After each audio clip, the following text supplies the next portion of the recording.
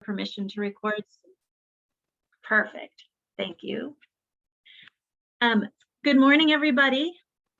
Thank you all for making it this morning. My name is Denise Lofman, and I am the director of CREST. And so I am going to kick us off this morning. I'm going to put up a little agenda to get everybody oriented.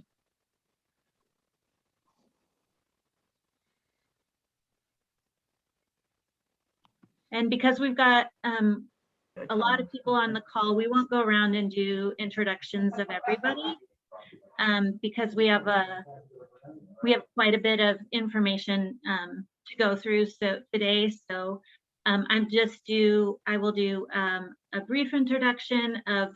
I have two CREST staff members here with us, Narayan Elasmar and Nancy Ferber. And they are going to be doing the vast majority of the presenting this morning. Narayan is our habitat biologist, and he and April Silva, who is our lead ecologist, are the ones who put together the wetland report that was made available to you to go over and to read. April would have been here, but she is having some medical issues, and so she is on leave today. So I want to give a brief overview. I think many of you know who CREST is and the work that we do, but I just thought I'd give a very brief overview. So the Columbia River Estuary Study Task Force was formed in the mid-70s to put together the Columbia River Estuary Management Plan, and which was a land use planning document looking at planning around the Columbia River Estuary.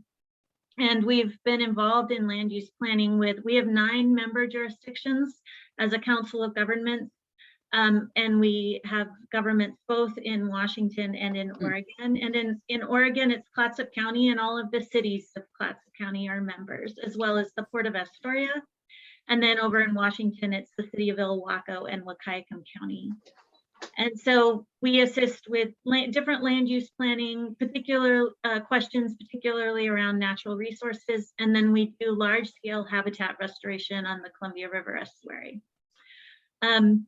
Last year, Gail and Julia had asked us to take a look at the Duncan Thomas report and to look at the Goal 5 wetlands that were included in that report, and to see if the wetlands were still there, if the size of them had changed, if they'd shrunk or gotten bigger. And then as we were putting together the intergovernmental agreement and the scope of work, it expanded to have us take a look at Goal 16 wetlands. So Goal 5 wetlands are freshwater wetlands. Goal 16 wetlands are tidal. And so you'll see the vast majority of the wetlands in the report that we put together, we consider Goal 16. There's 9 Goal 5 wetlands. And so that's what we're gonna focus on, the Goal 5 wetlands today. Oh, FMAN. And we'll and then if we need to come back to talk about Goal 16 wetlands later, we can do that. But we're gonna stay focused on Goal 5 today. And so the way the agenda is going to work, I know we scheduled 3 hours. I don't know if we'll need it all, but in the agenda, we decided to take up all the time, and then we'll just see how it goes. And if we are able to end early, we will do so. Narayan's going to cover the Duncan Thomas report update and talk about what they found on the ground. They're also going to talk about the methods, how they determined wetlands were significant. And then Nancy is going to have lead a policy discussion for the group, get some input from Clatsop County and how they currently do permitting around wetlands, talk about how the nexus with the state. We have Amanda Punton here from DLCD who will talk about Goal 5 compliance triggers around wetlands. And then Nancy has put together a chart with some very broad comprehensive plan topics and some goal language. Not that we think that anything is going to be decided today, but we thought it'd be useful to have a conversation around goal language for the comp plan update around wetlands, and just to kind of provide some examples of what we've seen. We did a little research. It looked at what other jurisdictions are doing across Oregon around Goal 5 wetlands in their comp plan updates. And then we'll wrap it up and we will be done by 12. As you can see in this agenda, I put in time limits for all of the topics today in order to help us stay on track and keep moving through the information. We have a lot of information to give you, so and we really hope that it'll be informative and helpful to your conversations going forward. So with that, I'm going to turn it over to Narayan.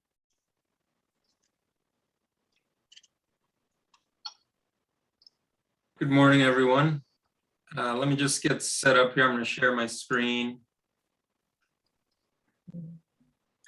And while he's starting to share his screen, I will say if everybody can mute yourself, that would be probably useful for the recording. But if you have questions, feel free to unmute yourself and ask. Everyone able to see the title slide? Yeah, Ryan, I see it. Okay. All right. So thanks everyone again. I'm Narayan Elasmar, habitat restoration biologist with CREST.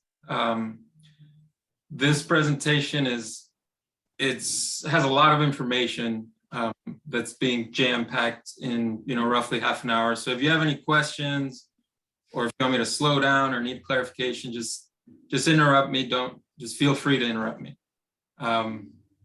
You'll be hearing my voice only for the next 30 minutes. It was supposed to be April and I, but as Denise mentioned, she's sick. I hope she feels better. Okay, so Clatsop County Significant Wetland Inventory. Here's an outline. I'll start with wetlands, functions, and backgrounds, how we determined locally significant wetlands, the mapping of the wetlands and the riparian corridors, the actual wetlands, the 9 wetlands, and then the difference between Goal 5 and Goal 16. Okay, first I want to say how excited we are to be doing this work. There are a wide range of wetland types in our county, including tidal, brackish, or estuarine, tidal freshwater, and non-tidal freshwater. Wetlands provide critically important services to society, as you're probably all well aware. Some of these have documented financial benefits to society, including filtration of pollutants, water storage, so flood water storage, commercial fish habitats, and environmental tourism. A critical wetland function for our region is the flood control, and draining water away from infrastructure will become increasingly difficult with sea level rise. And what happens is behind levees, the land subsides. So the land surface elevation lowers over time, getting closer to the water table, which eventually results in increased flooding. So you combine this with sea level rise, which will result in a higher water table, and we have a very unsustainable dynamic. This is just a little clarification, wetlands versus other waters. Wetlands have a broad definition, largely due to their diversity and complexity as ecosystems. They're differentiated from other state and federally regulated waters by average annual water depth, and that threshold is 6.6 feet. This means that lakes such as Cullowbee, Taylor, Sunset are not wetlands. However, they often have contiguous wetland and riparian complexes surrounding them, and they were included in the Goal 5 locally significant wetlands. This is where municipalities can really benefit from wetland inventories, and multiple cities within Clatsop County have completed local wetland inventories, which should be approved by the county and incorporate into a larger inventory. Knowing where wetlands are, their size, condition, and level of disturbance provides the opportunity to prioritize sites that can be flooded and or restored to provide mitigation for developing areas, such as the North Coast Business Park in Warrenton. This is a hard concept for many. Wetland protections are relatively new, but a long-term development plan that includes protecting wetlands for flood storage could potentially alleviate flood damage. So in between the extremes of no wetland protections and protection for all wetlands, there is a lot of middle ground for communities to responsibly plan for future development. All right, now I'll get into the methods, the criteria used to determine locally significant wetlands in Clatsop County. These are coho salmon, little live juveniles, and a carcass. Let me just say, this was a perfect pandemic quarantine lockdown exercise because it required a lot of time on GIS and Google Earth in isolation. So basically me just sitting here on my computer for hours on end. We use the Oregon Wetland Planning Guidebook as a framework to designate significant wetlands. We started with the Duncan Thomas significant wetlands identified in the Significant Shoreland and Wetland Habitats in the Clatsop Plains report, written in 1982, to reevaluate their significance using updated policies and criteria. Then we peered through the county in search of additional significant wetlands. The NWI, SWI, hydric soil maps, and aerial imagery were all used to home in on potentially significant wetlands. Then an approximate boundary and a unique identifier was assigned to each.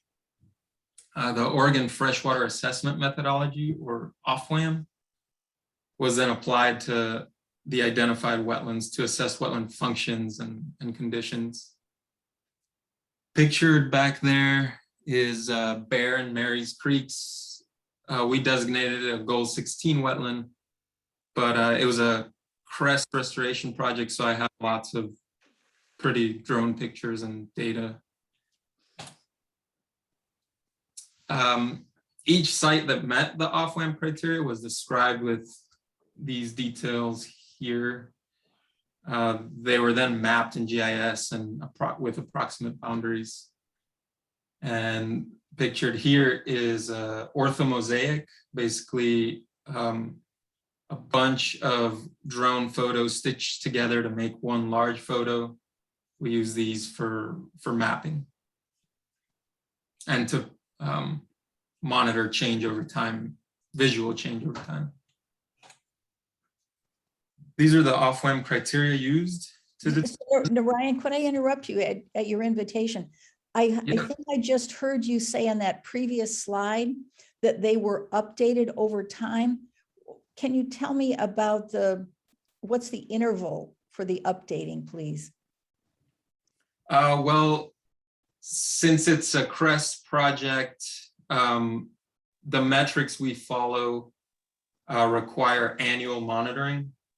So we go there twice a year just to maintain our water surface elevation and temperature loggers, but we fly the site once a year and do other monitoring metrics once a year.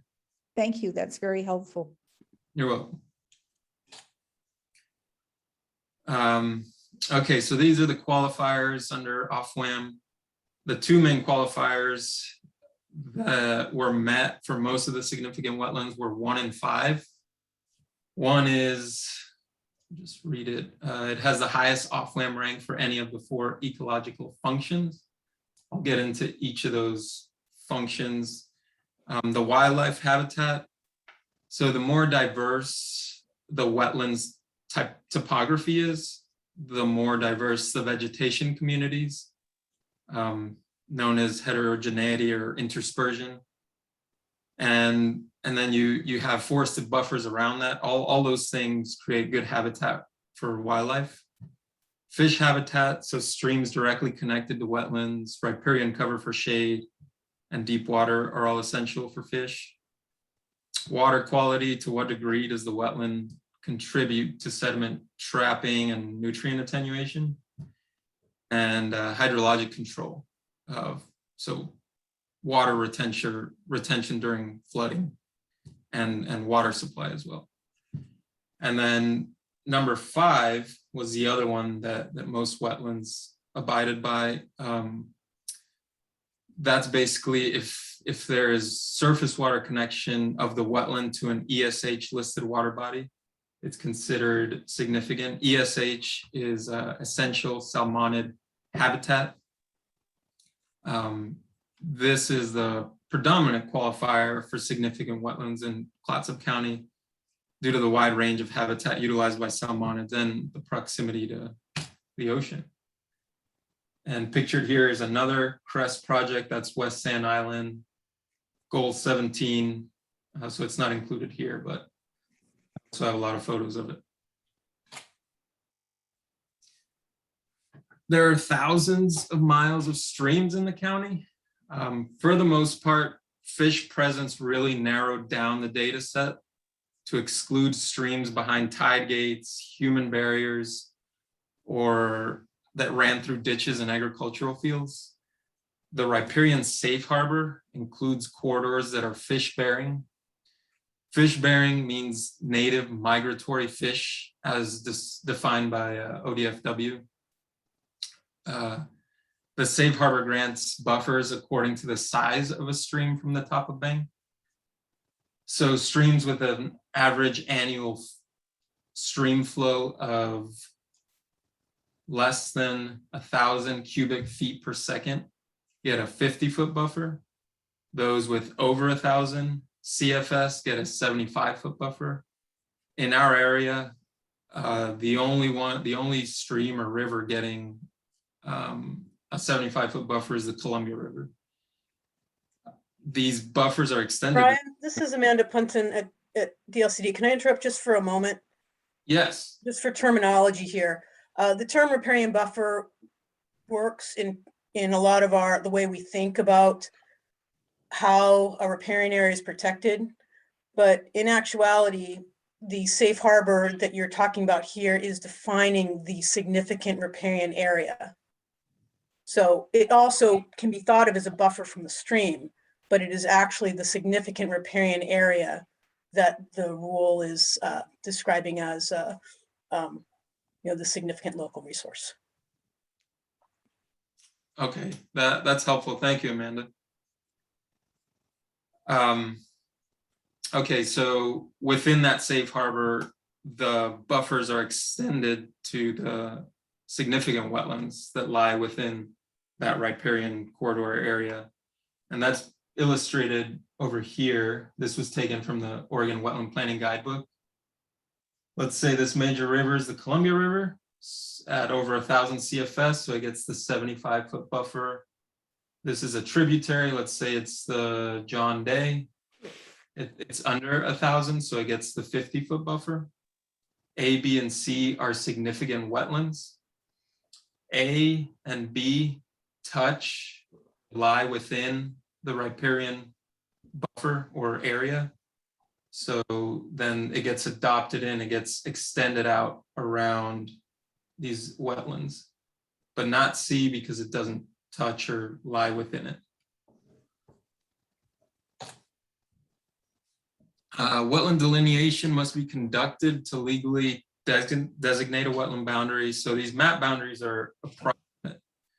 As mentioned before, the boundaries were based on these layers here. Each wetland polygon was saved as its own featured data set in a geodatabase. That way it could be modified individually.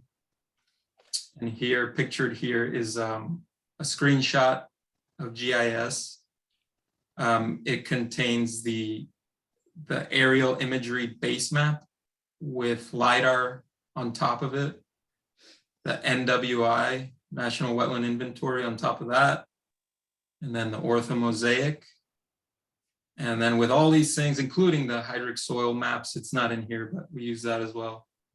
We're able to approximate wetland boundaries. And then for the riparian corridors, they were mapped using Oregon Department of Forestry's hydrography streams layer. That data set is huge, so it was subset, as I mentioned before, by selecting fish-bearing streams that were verified by ODFW. The corridors start from top of bank, therefore a water bodies of Clatsop County layer was used to demarcate shorelines for a better visual representation of riparian buffers. And here is the boundary of Clatsop County with that fish, the fish streams layer. So CREST has determined which wetlands are locally significant. On any of this? You want to listen in on this? So now what? There are a few approaches that can be adopted by the county moving forward. The standard approach will require a rigorous analysis process for each significant wetland. The impact areas are the geographic areas within which conflict uses could adversely affect a significant wetland. The conflicting use analysis identifies threats to a wetland's functions from currently and potentially allowed land uses. And the EE analysis provides an understanding of the trade-offs between protecting or not protecting the wetland. This can be a time-consuming and expensive process. CREST recommends the safe harbor approach to ensure that the protection of Clatsop County's locally significant wetlands, but that's at the discretion of the county. And then a third approach is a combination of the standard and safe harbor approach. So under the safe harbor, the locally significant wetlands are protected against these actions, but no upland buffers are extended to them.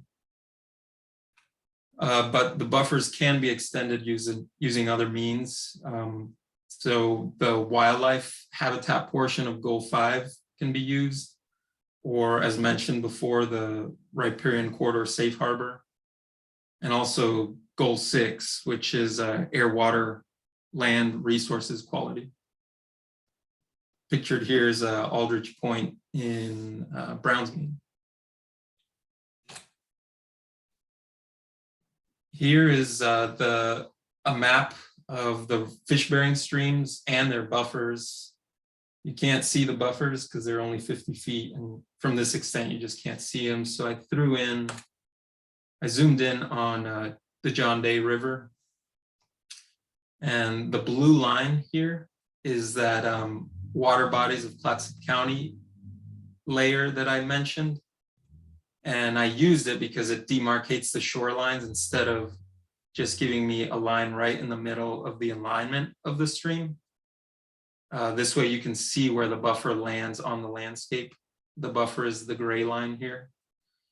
And this is also a good representation of the critical, the criteria number 5 of OFWAM. So the John Day is listed as an ESH stream, essential salmonid habitat. And this wetland here has direct surface water connection.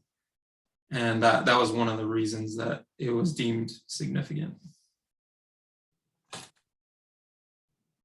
And here are the locally significant wetlands across the county, Goal 5. These shaded areas are the planning areas. These Clatsop Plains sites were the ones, were some of the ones in the Duncan Thomas report.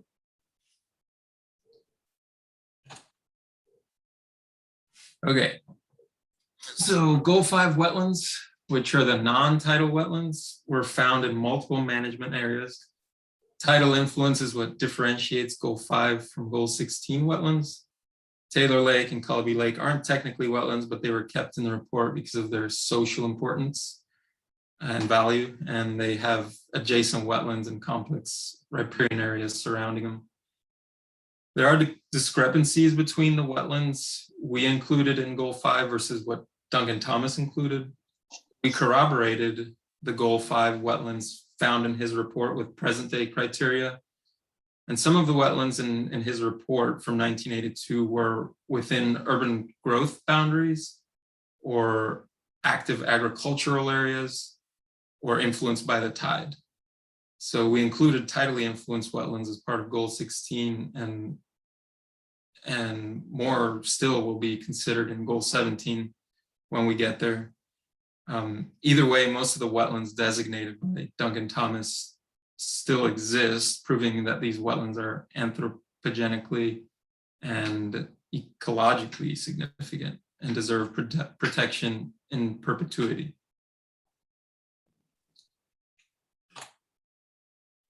All right, now I'll get into just a short blurb about each of the 9 significant wetlands.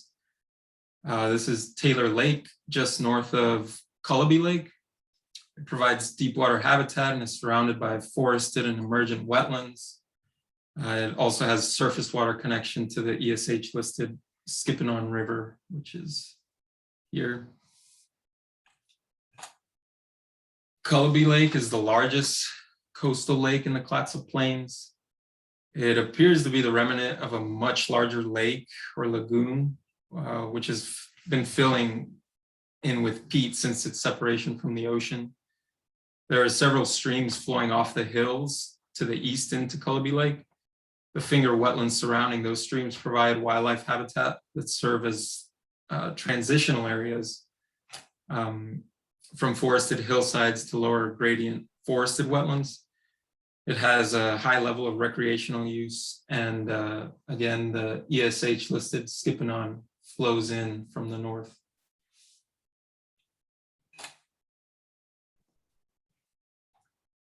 CP15 is a large peat bog wetland between Cullowby Lake and Highway 101. Some areas of the wetland unit were historically used to farm cranberries, but have since reverted to native vegetation. Peat bogs are rare and unique wetland type that warrant continued protection. These Clatsop Plains wetlands also provide much needed habitat for elk that are being pushed out by development in the county.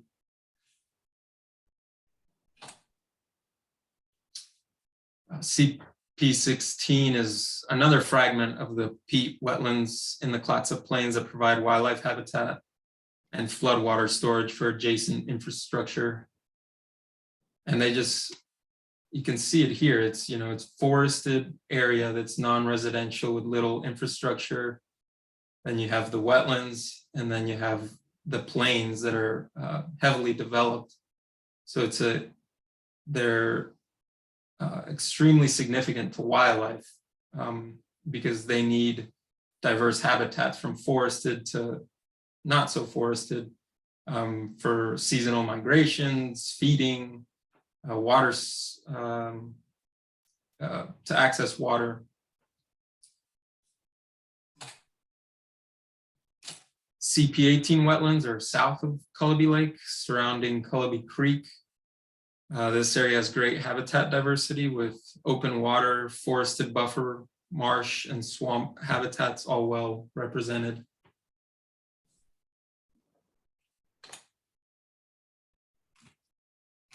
These wetlands are east of Gearhart and border Mill Creek. And as mentioned, peat bog wetlands are rare and are evidence of what this area may have looked like before development and before there was so much fire suppression. Cola Creek.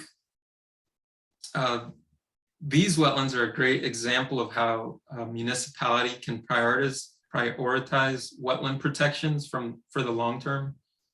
Most of the Acola Creek wetlands have been purchased by the city of Cannon Beach, effectively protecting the upland forests, riparian corridor, and stream and wetland habitats and their water source.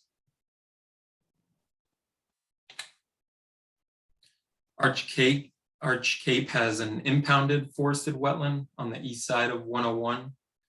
The wetland is surrounded by roads and houses with a culvert connection to Arch Cape Archgate Creek, relatively mature forested canopy, provides diverse habitat for fish in the ESH listed stream. The wetlands surrounding the creek are immediately adjacent to houses, likely providing floodwater storage during heavy rain. And then this is the John Day River. This was the only site listed that lies behind a tide gate. So at the mouth here, there's a tide gate. This is the John Day River. And this stream in here has been, it's an ESH listed stream. So salmon are still getting through that tide gate. And that's basically why it was deemed significant. And also these wetlands here bracketing Highway 30 are peat bog wetlands.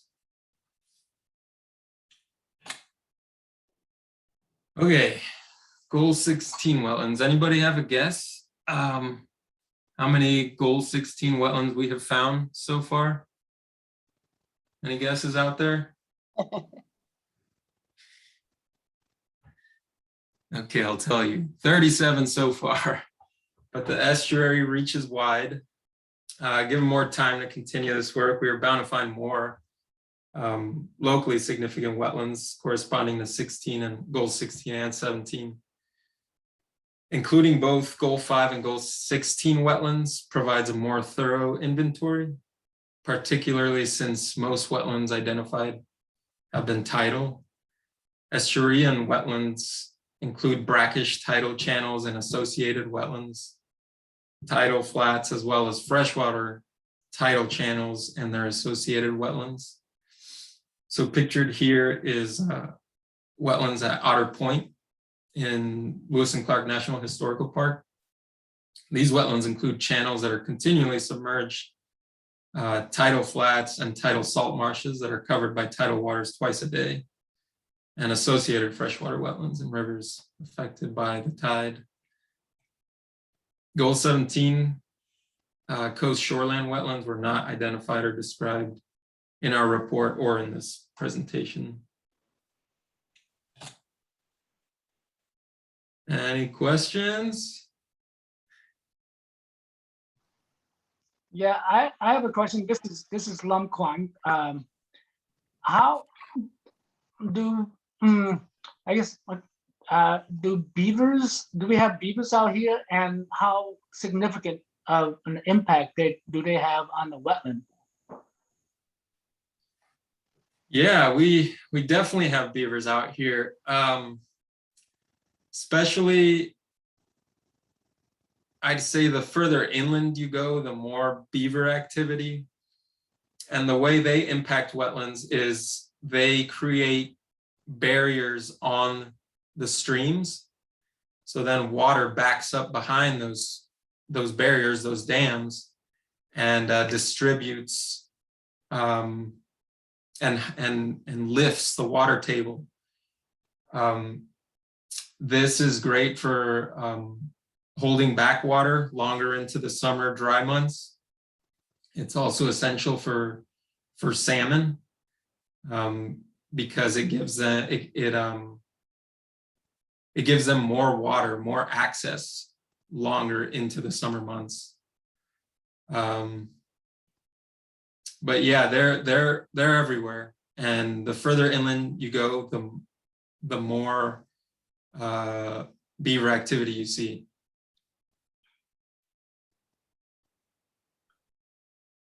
Yeah, I have a question as well.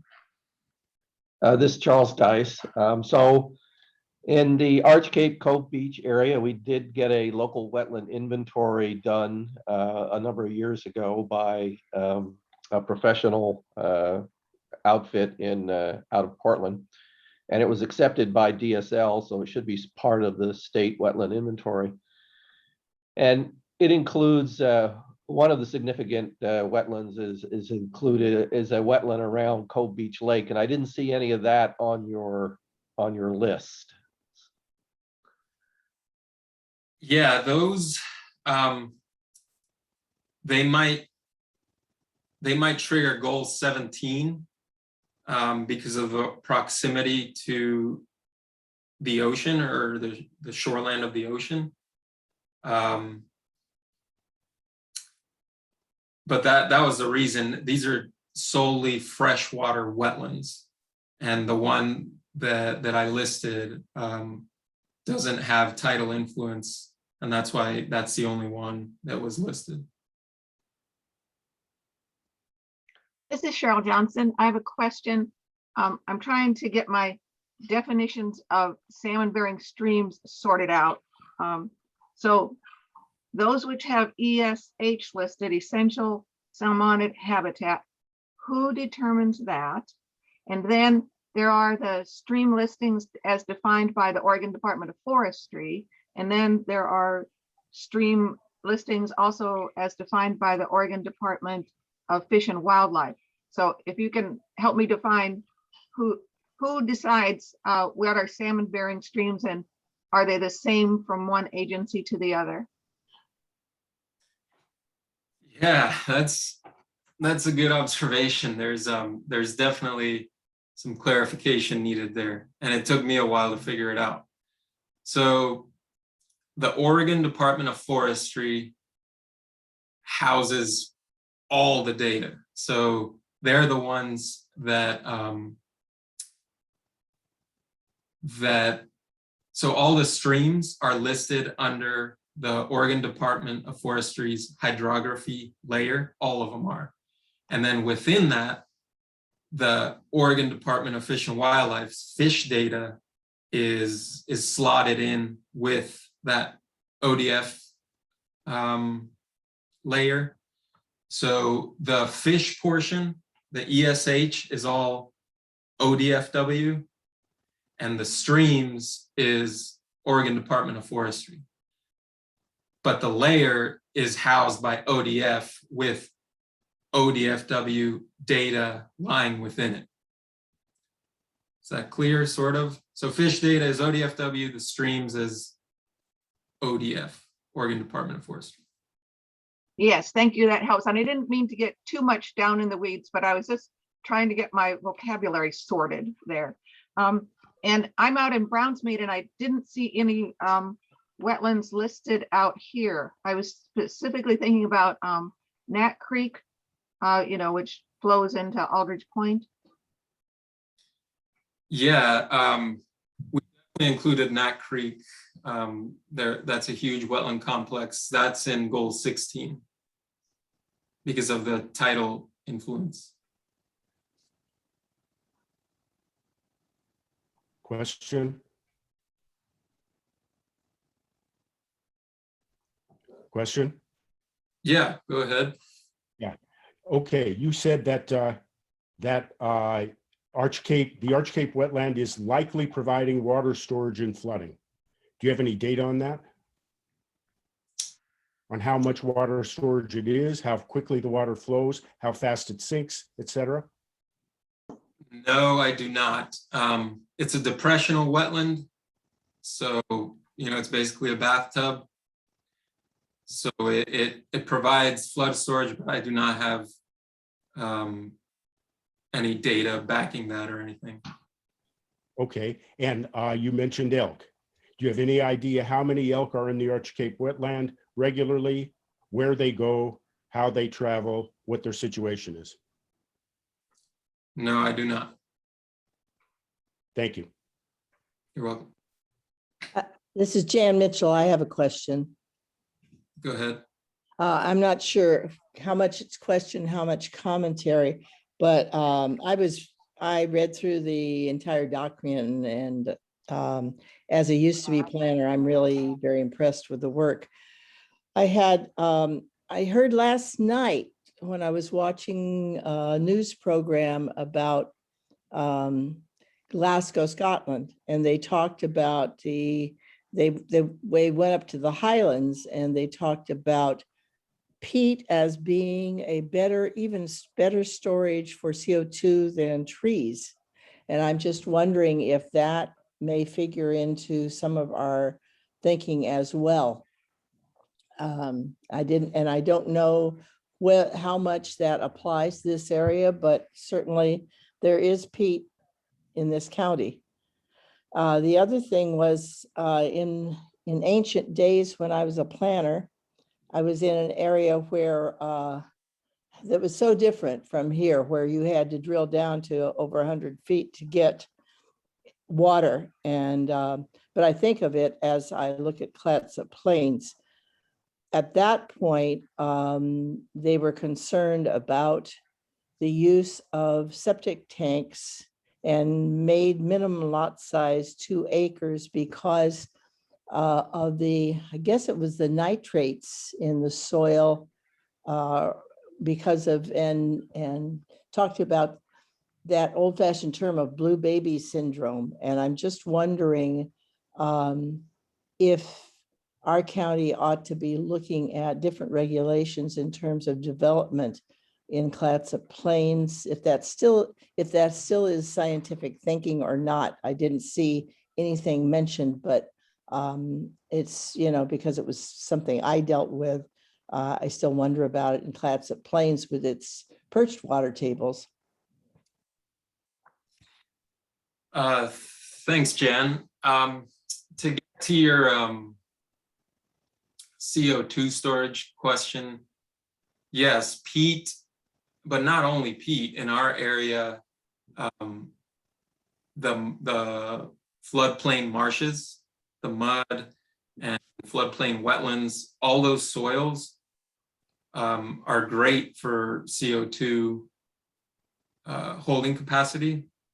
And we've been doing, it's called blue carbon, and I'm involved with a blue carbon working group that is trying to track and quantify how much CO2 these wetlands are actually, what's the word? There's a word for it that hold. Sequester? Yes, thank you. Sequester. So yes, that is a very relevant topic. I don't know about how much more a peat bog wetland CO2 sequestration versus mud or floodplain wetland. I don't know the exact numbers, but yes, there's research happening right now, and CREST is part of it. So we'll keep you updated on that. As far as no, I don't have much knowledge about the nitrates and septic and all that, but you know, just being on an active fault area, I don't know.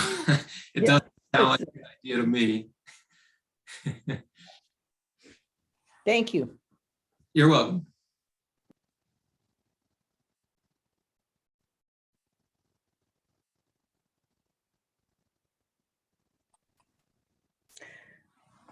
All right, any other questions for Narayan?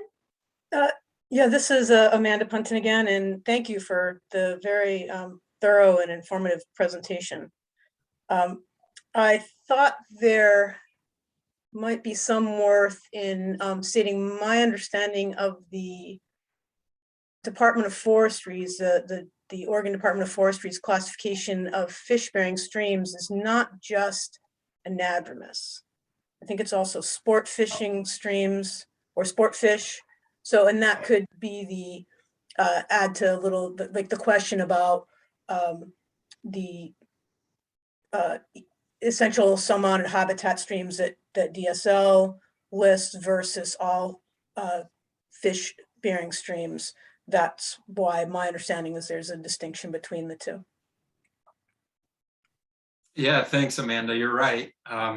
ESH is just salmon, and then fish bearing is native migratory fish. So that includes like salmon, lamprey, sturgeon, eulachon, suckers, and I'm probably missing a couple more, but yeah, there is a distinction there. And then the riparian corridors were based on fish bearing, not ESH. Right. And the fish use definition I'm looking at right now includes game fish. So like a resident cutthroat, let's say, Yeah, would also warrant a fish bearing listing.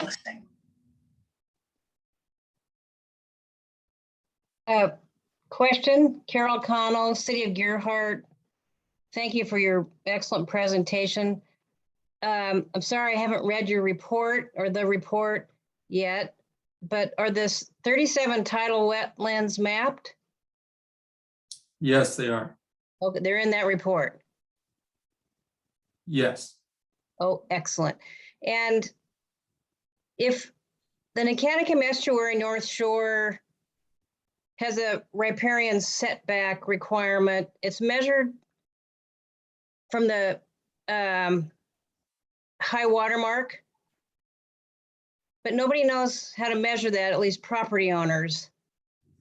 And, you know, you can call Tom Horning or somebody or Denise, but is there a way for me to define how to do that? That is a skill, let Yeah. me tell you. I can take this one too, if you want. Yeah, go for it, Amanda. So the idea behind that top of bank place to measure from was the thought that it was something that was relatively easy to identify in the field.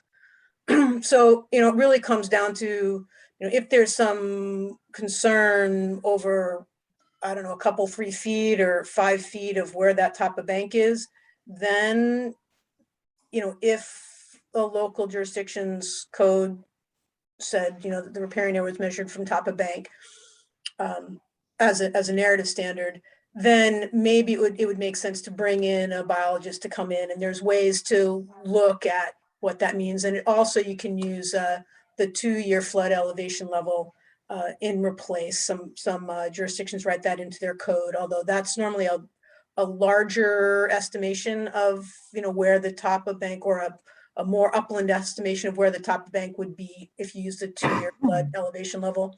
But getting back to practicalities, the idea was that it would be something relatively easy to identify in the field.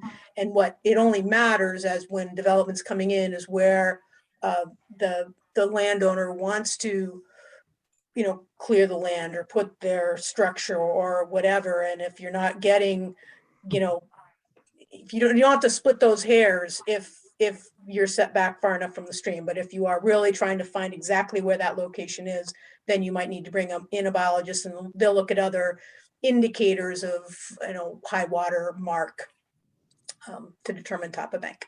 Thank you, that makes sense. And do you think riprap would qualify as development? So riprap, yes, but normally riprap is something that's regulated by Department of State Lands if it's freshwater, because you're talking about the bank of a stream, you know, so the beds and banks are state lands. Or if you're talking about saltwater, then it's parks, and you wouldn't be looking at a Goal 5 standard there. Oh, that's my question. If it is saltwater, Nicanicum Estuary, then it's Oregon Parks. Corps of Engineers lady. Ben. Or what? Oh. Okay, well, this person wants to do it right now and they want to do it themselves, and I don't think that's going to happen. Thank you.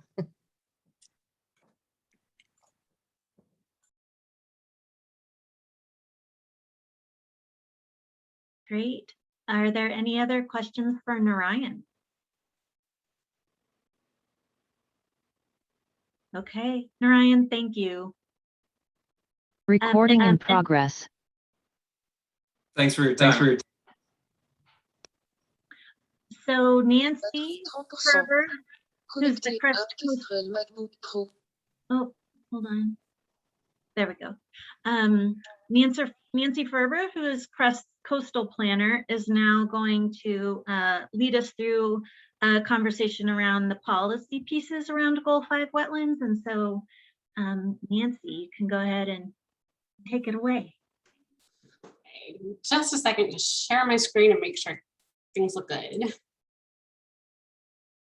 Your notes are up, Nancy. There we go. Now I just have the slide. It looks Perfect. good. You don't see the note? Yeah. Excellent. Love it when things go to plan.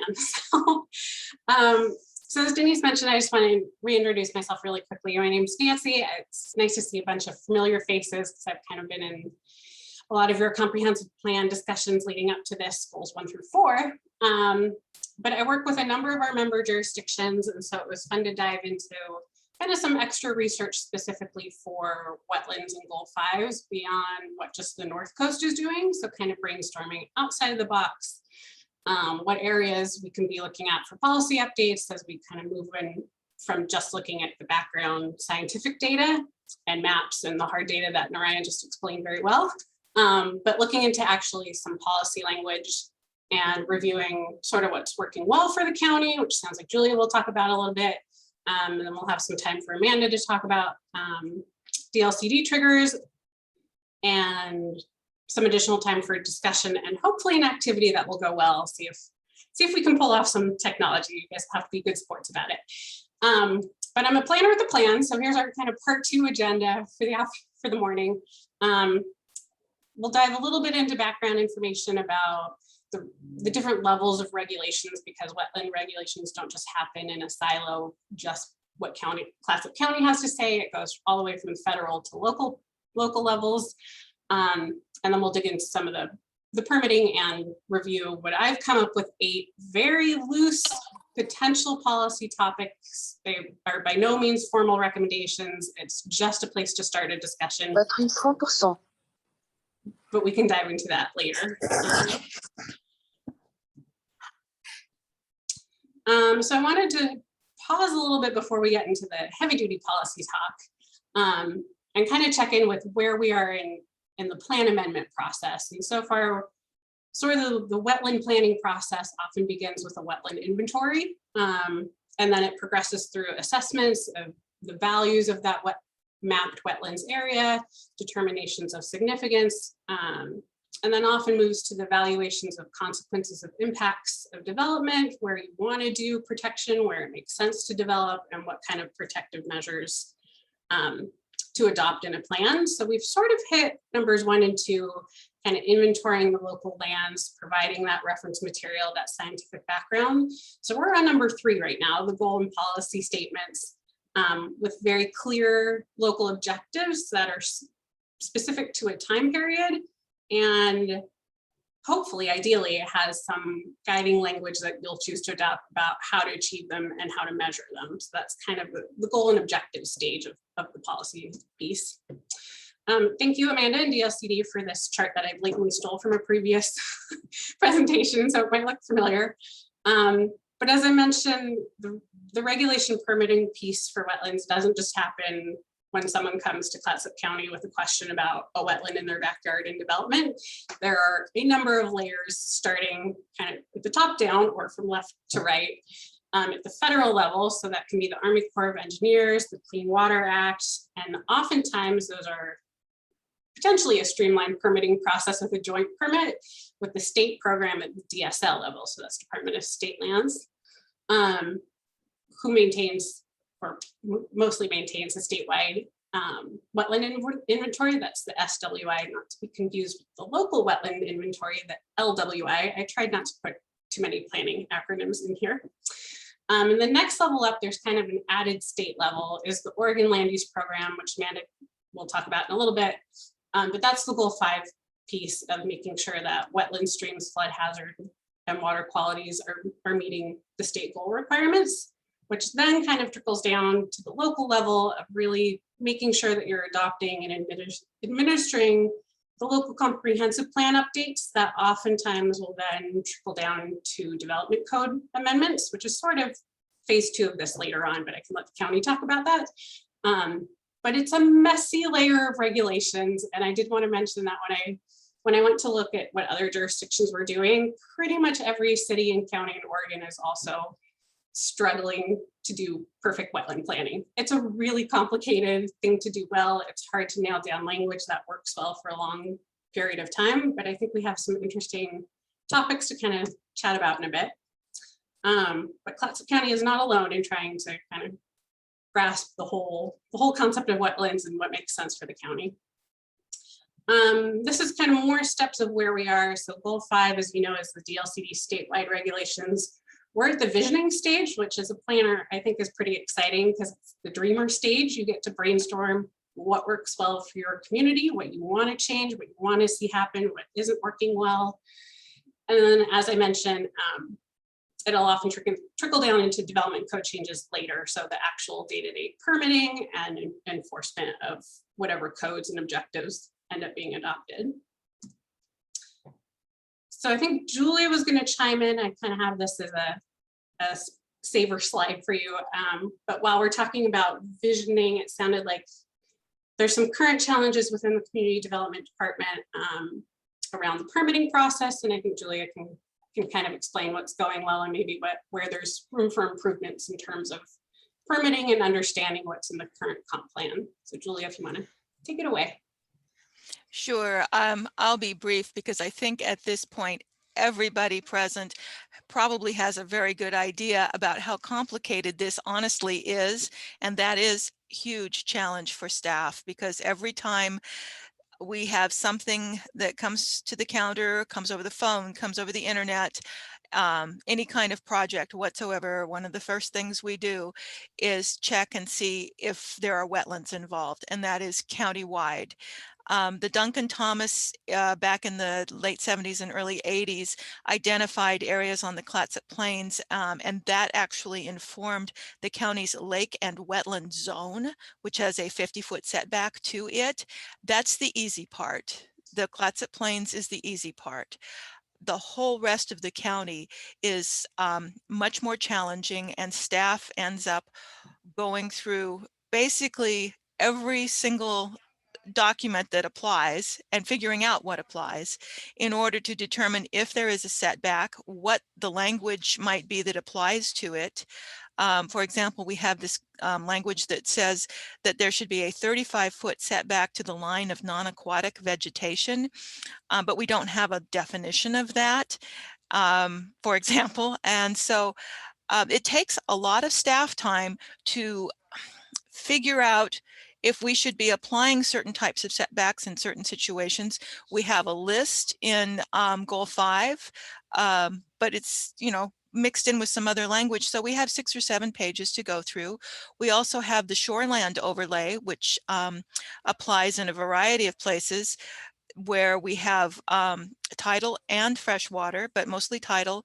The Shoreland Overlay applies everywhere from the East County line all the way down to Arch Cape. And so I think Mr. Dice was asking about the Cove Beach layer earlier. I believe that it's the Shoreland Overlay because it's within 100 feet and is tidally influenced. So that's actually part of what the regulation is for that one.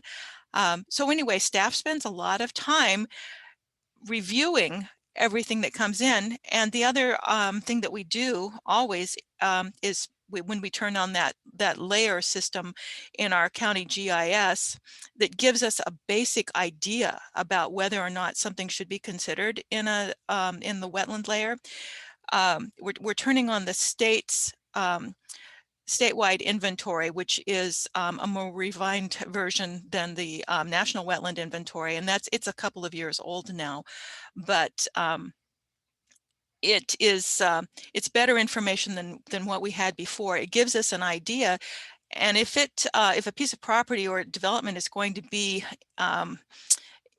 in or near the wetland layer that's showing up on our GIS, then we also send a wetland notice to the Oregon Department of State Lands, which is actually the regulatory agency, because we support that work, but we don't actually have regulatory authority. I say we, I mean the county. We don't actually have regulatory authority, except that we have setbacks in various places to things. It takes a lot of time, and we're always trying to get it right. New tools come available to us all the time. The Oregon Department of Fish and Wildlife and the Oregon Department of Forestry provide some excellent tools online for us to be able to determine which streams are fish bearing. That is something that's happened in the last couple of years. We've started using those tools online, and that's helped a lot. But I mean, the inventory itself, all the inventories that we have, they're old, they're dated. Wetlands change all the time. The ground truthing is no longer the least bit accurate.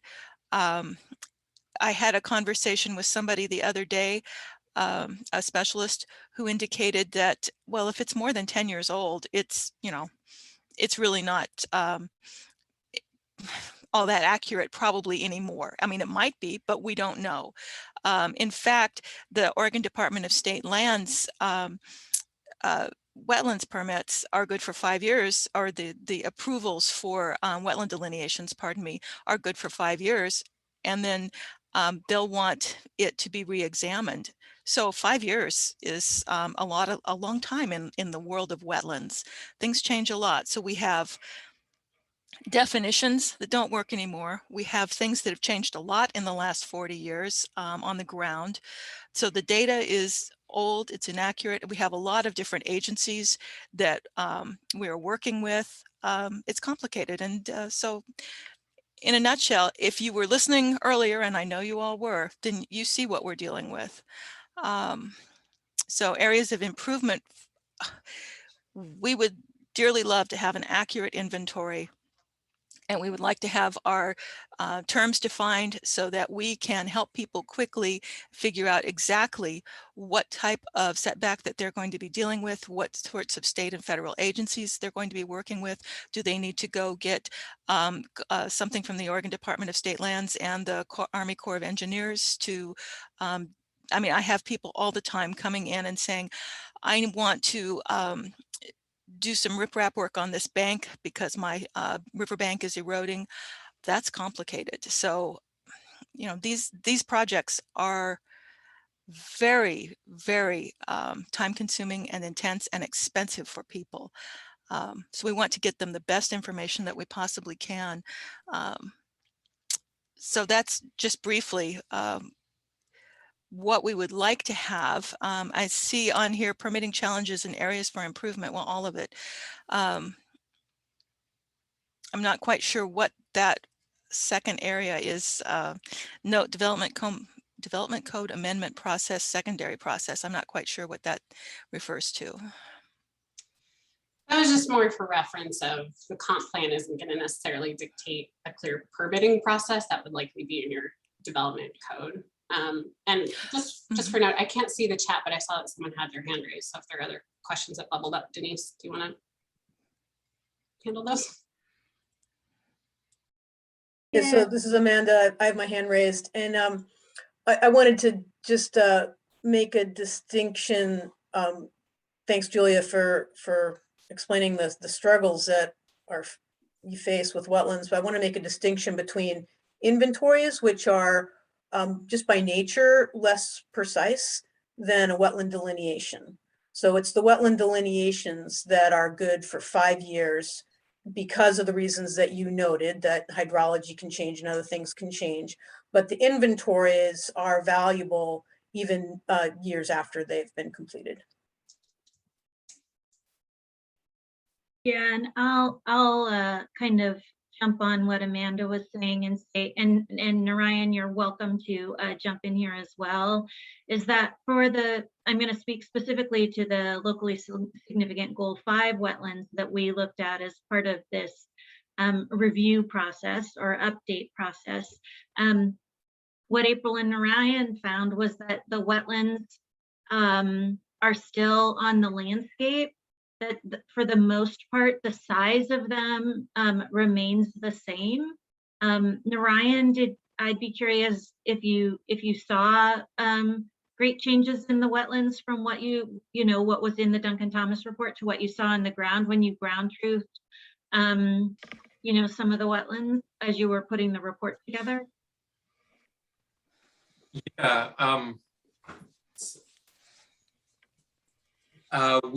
So in the Duncan Thomas report, there wasn't an exact boundary or anything.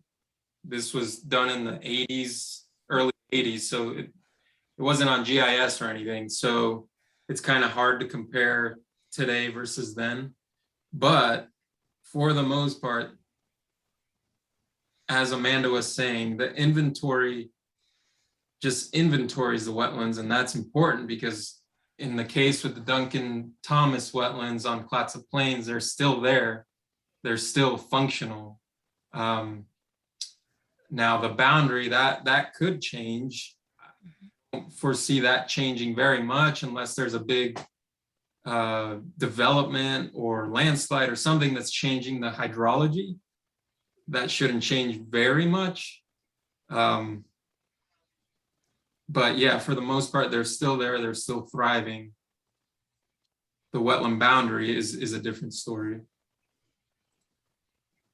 Great, thanks for that clarification, Narayan. It's complicated. Are we going to other questions in the chat?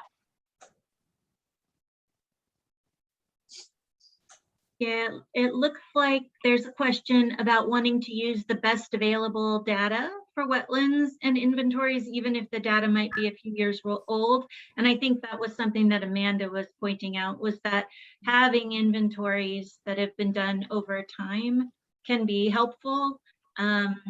And, you know, and then also when possible, and, you know, and there's funding and staff availability or folks who can help, you know, updating this information on a somewhat regular basis could be helpful.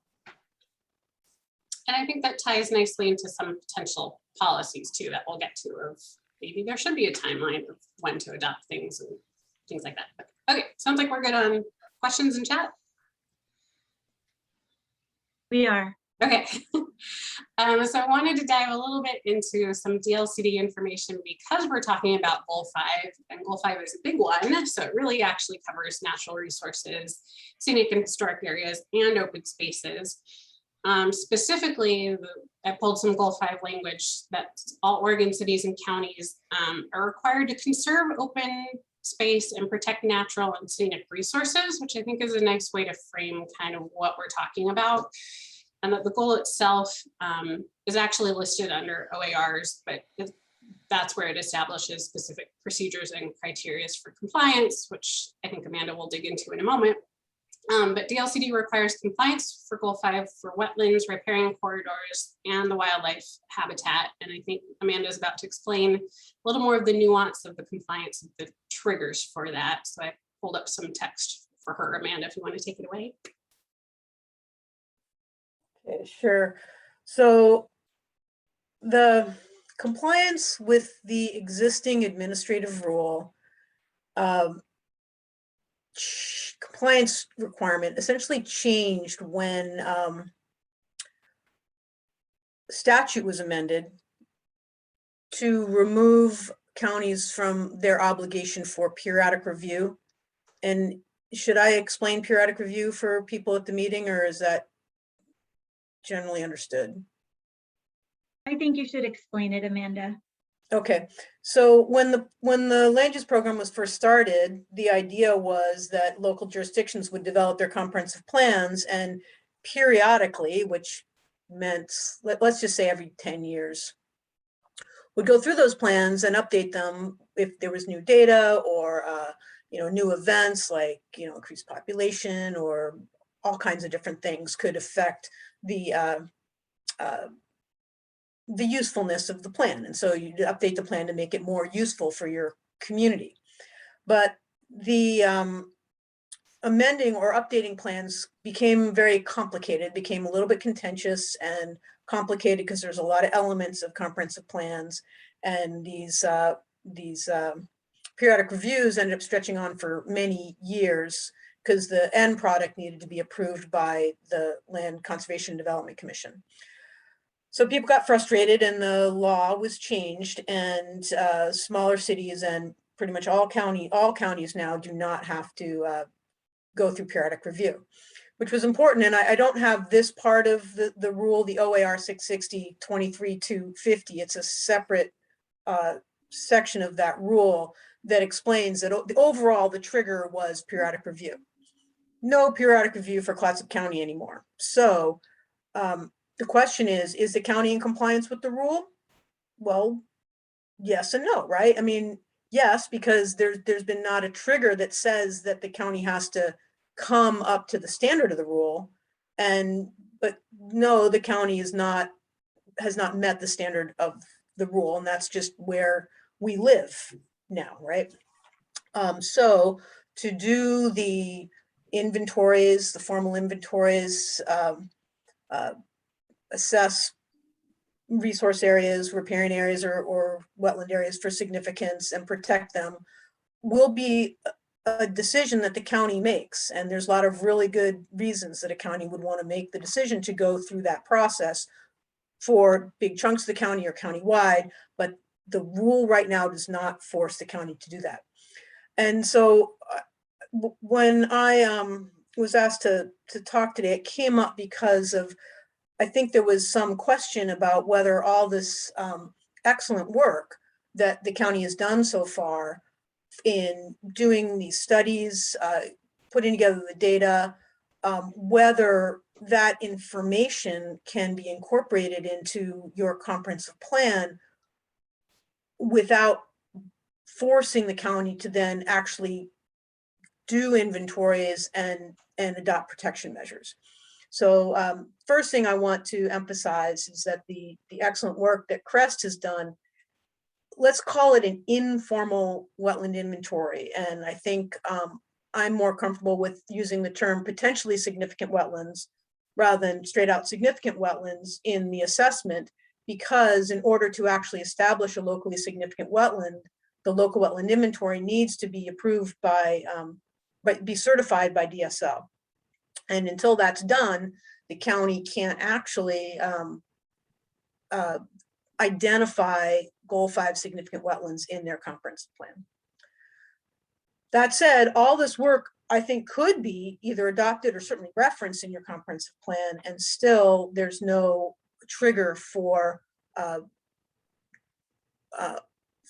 adopting protection measures. And that I'm coming from this part here in the rule, where it really specifically says that local governments, it's said, I think, in a little convoluted way, but there you go. Local governments are not required to apply Goal 5 in consideration of a PAPA. So PAPA is a post-acknowledgement plan amendment. So essentially a plan amendment that is done outside of a periodic review, which is what adoption of an updated comp plan would be for Clatsop County. It would be a post-acknowledgement plan amendment. So Goal 5, local governments are not required to apply Goal 5 in consideration of a PAPA unless the PAPA affects a Goal 5 resource. For the purpose of this section, a PAPA would affect a Goal 5 resource only if the PAPA creates or amends a resource list or a protection of a significant acknowledged plan or land use regulation adopted in order to protect the significant Goal 5 resource, right? So let's say right now Clatsop County has those 9 Goal 5 locally significant wetlands identified, and there presumably is some code language that says what is done to protect those 9 Goal 5 locally significant wetlands. If the county were proposing to change any of that language, then that would have to be done in a manner that's consistent with the current rule. Or if a county, or if the first part of this, I'm sorry, but so if it created or amended a list of the resource list. So this is where, when you get to the point of doing a local wetland inventory or actually adopting significant riparian areas, then that would be creating or amending a resource list. So a list of significant resources within the comprehensive plan. So if that was done, then that new resource on the list would also have to be evaluated for protection or safe harbor protections applied. So if you're doing anything with regards to adding something to a list, taking something away from a list, then you apply the rule. Or if you allow new uses that could be conflicting with an existing significant site on on a list already in your plan, then the rule would apply. And this last one has to do with UGB, urban growth boundary amendments, which wouldn't apply to the county's actions. So that's a lot of words to say that the county is free to adopt the work that has been done so far into the comprehensive plan, adopt updates to the comprehensive plan to identify priorities and maybe self-directives for what the county would want to do in the next few years with regards to identifying some significant riparian areas or updating their inventory of locally significant wetlands. All that conversation and statements can be made in the comprehensive plan without forcing the county to actually adopt new protections.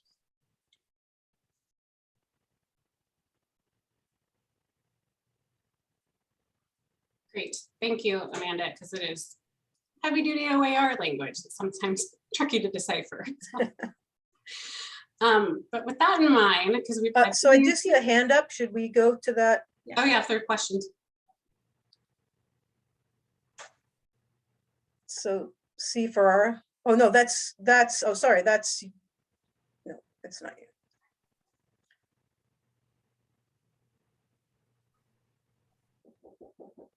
Chris, did you have a question?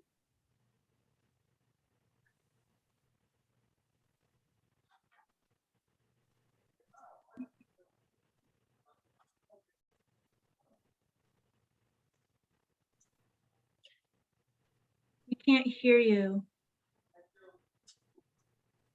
You're muted now.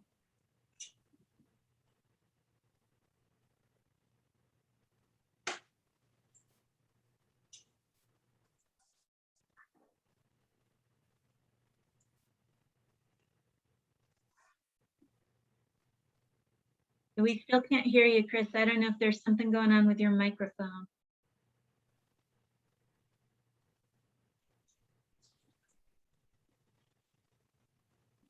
Well, I'm happy to come back for more. There's plenty of time for questions too, or Chris, you can always pop it in the chat box if you have access to type something into. So I have a question. Oh. This is Charles Dice again, down in Cove Beach. So I'm struggling with what Amanda had to say in some respects, because it seems to me like, the purpose of doing the comprehensive plan update for Clatsop County, as I understand it, is because the original plan is like 40 years old, and a lot of things have changed in 40 years. And specifically with respect to the wetland conversation, a lot of what I've heard today centers around this existing report from 1982 that focused pretty much exclusively on wetlands in the Clatsop Plains. So I know that there are wetlands in other portions of the county, and they've been there for hundreds of years, if not thousands of years.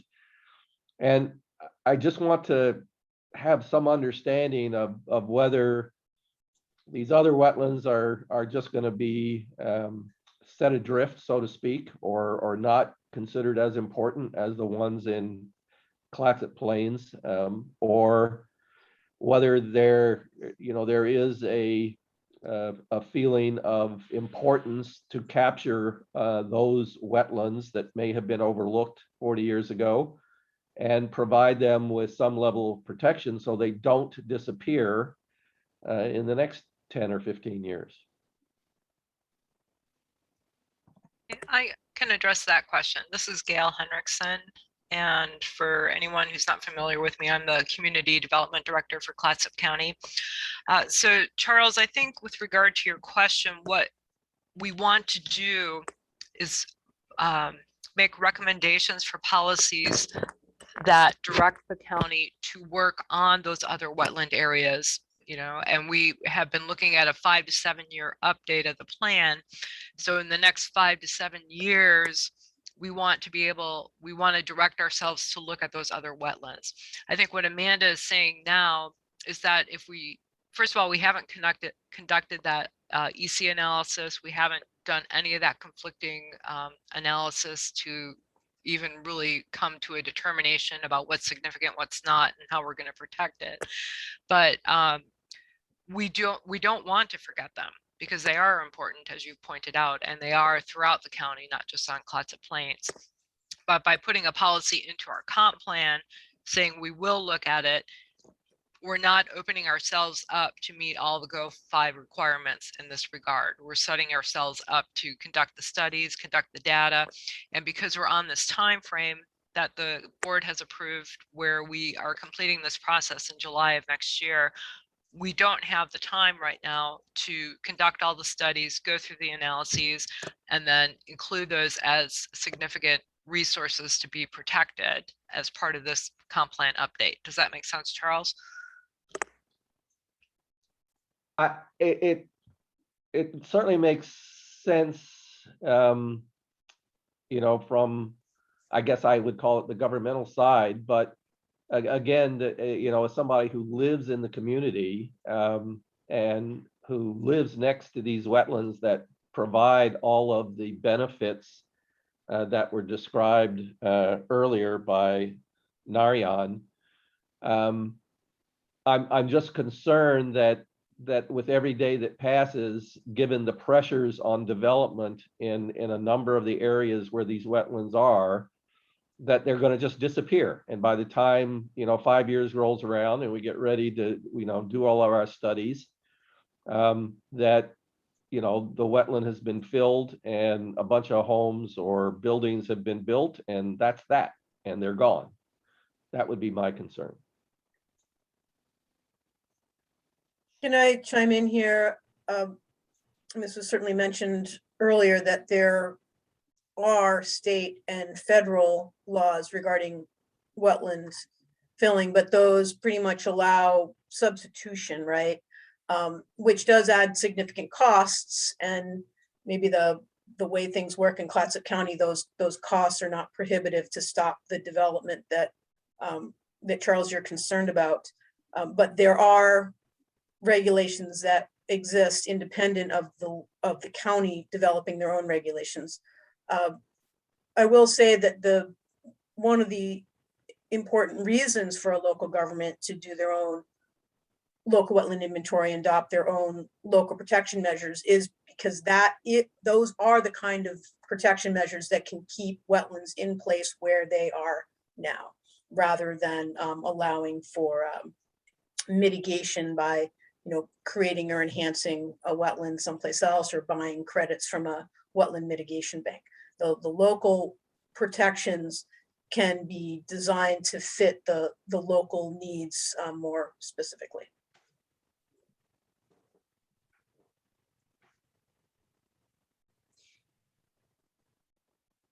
Looks like Linda, you have a question.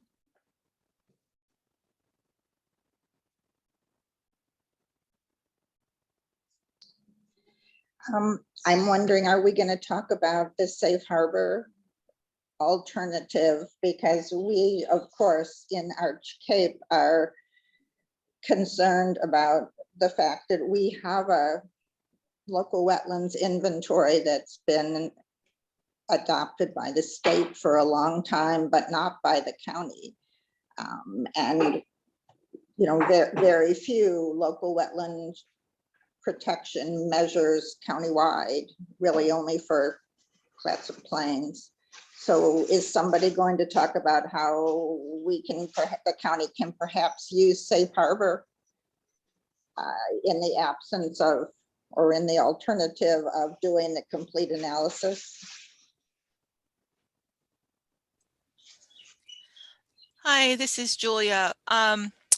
So one of the things that we're investigating is potentially, and I talked to Amanda about this previously in another meeting, potentially using some sort of a hybrid approach to the safe harbor and the ESE analysis, and some sort of a stopgap measure until everything could be completed. But really, it's something that we're investigating at this time.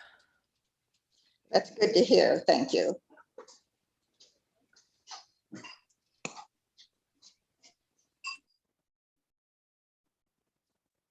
How are we doing on other questions, Denise? Nothing else in the chat. I think you could keep going. Okay, this is. Well, I'd like to just add one more thing if I could. Sure. What Charles was saying before about the wetlands being eliminated before you ever get to the sort of resolutions and pieces that you were talking about is a clear and present danger in Arch Cape at this point. And there are pieces being enacted now that will eliminate that wetland before you ever get to any of your complicated planning.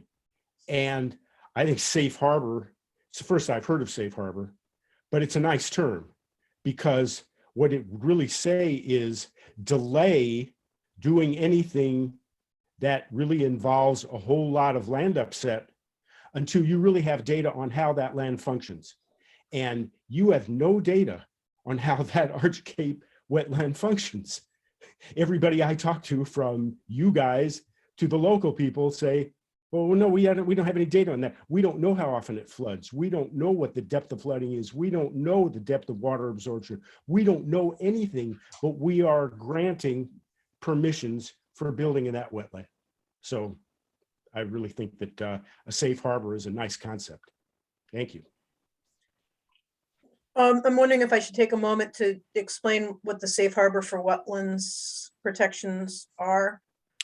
Amanda, that would be fantastic. Okay, so let's take this Arch Cape local wetland inventory, and what I don't know if the actual assessment for significance was done, but so let's say the assessment for significance is done, similar to how Narayan described his informal wetland inventory.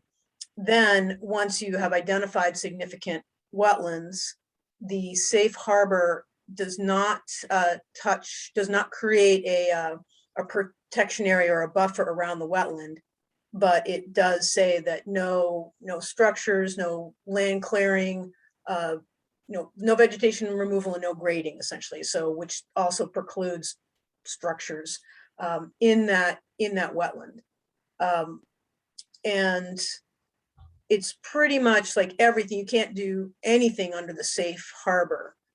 So it's not really, well, I guess it is like holding off, saying, well, just wait until we figure out what other development might be allowed in there. But it is a pretty blanket, no development in significant wetlands. Sounds good to me. Thanks. So at the risk of continuing this, but I think it's important. I did have a question for somebody, and I suspect it's somebody either in DSL or DLCD. You know, as I read through a lot of pages of the website for DSL, which is great, it talks about the philosophy and the concept of no net loss of wetlands. And with respect to the DSL mitigation policy, that would seem to a certain extent to fly in the face of that philosophy of no net loss of wetlands, certainly in a specific region. So like in Clatsop County, or even more precise in Arch Cape, you know, the current DSL rules say that you can have, 50 cubic yards of fill, no questions asked. And if you want to fill the whole wetland, well, that's okay too, as long as you use the mitigation process to buy credits for wetlands in Eugene or Bend or wherever they are, but certainly not in Arch Cape. So I am concerned about that, what the meaning of no net loss of wetlands really is at a local level. Thank you. Do you want me to take that one? So DSL's rules are much tighter than what you described or assumed could happen. So mitigation for wetland impact in Arch Cape could not be addressed by buying mitigation credits in Eugene. So a mitigation bank has a service area, and there's, I mean, it's just, I won't even go because I don't understand enough about it, but they're looking at what kind of service it provides for habitat, for flood retention, for sediment nutrient retention, the kind of functions the wetlands have. They're looking at how that wetland bank serves those functions in a region, right? So each wetland bank is only given a particular region in which it can sell credits. So I don't know if there's a wetland bank available for the area around Arch Cape. And then the mitigation in years past, there was found to be a big problem that mitigation projects didn't necessarily deliver on preserving all the functions and values of the wetland that were filled. And then the rules have been tightened up, or at least the assessment for how a permit is issued and what is required of that developer have gotten much more precise and thus difficult to address as the science has gotten better and as the studies of past mitigation projects have informed how improvements need to be made. Still, I'm not saying that it's perfect, anything like that. I'm just saying that it's not easy and it's not cheap to mitigate for wetland impacts. Oh, and I want to say that there is no minimum in essential salmonid habitat, so that 50 cubic yard threshold does not apply in essential salmonid habitat.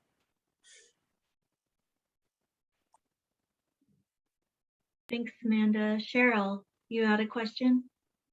Yeah, so we've been kind of down in the weeds for a bit. I want to step back and see if I can get clear on where we are now, sort of big picture. So CREST has completed an informal inventory of potentially significant wetlands. And as I understand, we can incorporate that information and move forward with it.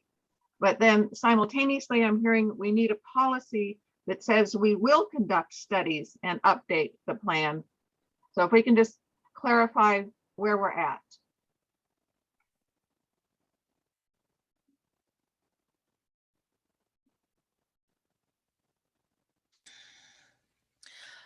So we're in the planning process to determine what the way forward is. And so Cheryl, I think we're defining the goals and policies, and that's coming out of all of the comprehensive plan work. And also at the same time, we're getting the data that we need from CREST to be able to put together the goals and policies for the Planning Commission and for the board. And it is ultimately up to the board what is adopted.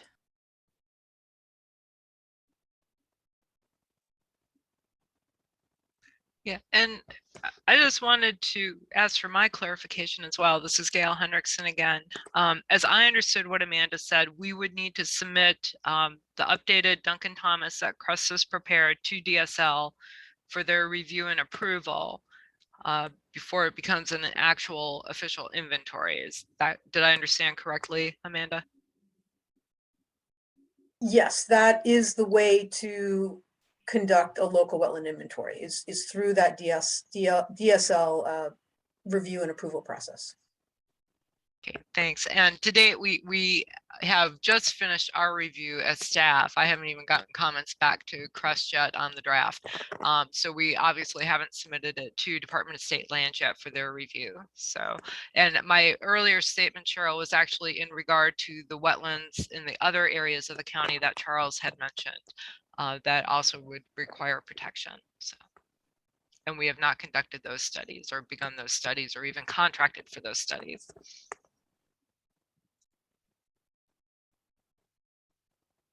Nadia, your hand's up. Go ahead. I appreciate Cheryl trying to focus us on the task at hand, but I have to circle back to DSL and echo Charles and Stuart's comments around the current protections not working under the state regulations. And just to note to Amanda that we have an example here in Arch Cape in that significant wetland associated with Arch Cape Creek, where DSL allowed an entire lot to be filled and a house built upon it. And we're now on our, and it was I believe, mitigated by just money. There was no in-county, let alone nearby wetland mitigation. So it was a loss of a significant coastal wetland in Clatsop County. And we're now on our second landowner there, who in the first big storm last year went outside and wondered why his entire house was surrounded by water, because he wasn't a part of that, right? So he thought he just bought a property that was on land, but it turned out he bought fill, and that is a, as Naranyan, I'm sorry to mispronounce your name, noted, it's an incredibly important area for flood storage. So even that little, 100 by 100 lot made an impact even on the house itself. And it is expensive, but Arch Cape is expensive. Mhm. So, we're getting to the point where people are buying these lots because they're less expensive and are willing to put the money in to do the damage. And it's, it's a death of 1,000 cuts to our last remaining significant wetlands in the area. And so, and I also just want to note, coming back to climate change, the natural and working lands proposal that was just adopted by the Global Warming Commission, talks about the value of our coastal wetlands, especially our forested wetlands, and our submerged aquatic vegetation. And in that report, it just says, oh, DSL is doing a great job at no net loss. And I'll tell you, as a coastal resident, I know that's not true. And so in the face of catastrophic climate change impacts, and those of us in Arch Cape are right there in the middle of it, we really have an urgent need to change how we're doing things, for that reason, for us and for also our children. Thanks. Thank you for that. And thank you for bringing up the payment in lieu option, because I hadn't mentioned that before, and how that works. It would be better to get information directly from DSL on that.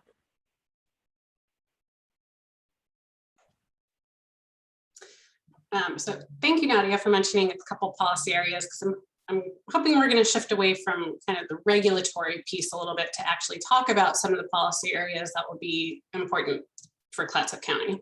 I just want to make sure there weren't any other lingering questions out there. We good? Okay, so this is the fun interactive piece, because we've been talking at you for 90 minutes now. So I'm hoping to get some feedback and input by using a couple polls. Don't get scared, we will figure out the technology. So I have a couple polls that I need to launch first, hang on. But there are 3 ways to kind of access this to engage. You can either go to slido.com and enter 943-800, so open up a browser, or you can pull up your cell phone and just open up your camera app. You don't actually have to take a photo. You just need to kind of hover it above that, that code right there, and it will launch the poll itself. Or if we're having technology issues, option 3 is to use the Zoom chat feature, and you can plug in kind of the question and answer prompts there too. So if someone can let me know if they can see these poll questions, because I only see the back end of it. But I'll let you guys kind of access that. But the first question that loaded up should be, what issues come to mind when you think of wetlands? And I should have specified in Clatsop County. So I've heard a couple things already about climate change, about mitigation, but what ideas, what issues kind of pop up? Could be positive, could be negative, and you should be able to enter more than one.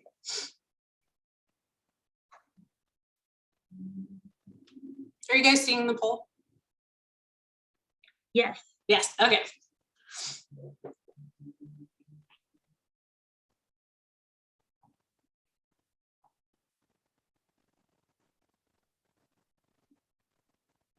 So I'll give you another minute to kind of noodle on that.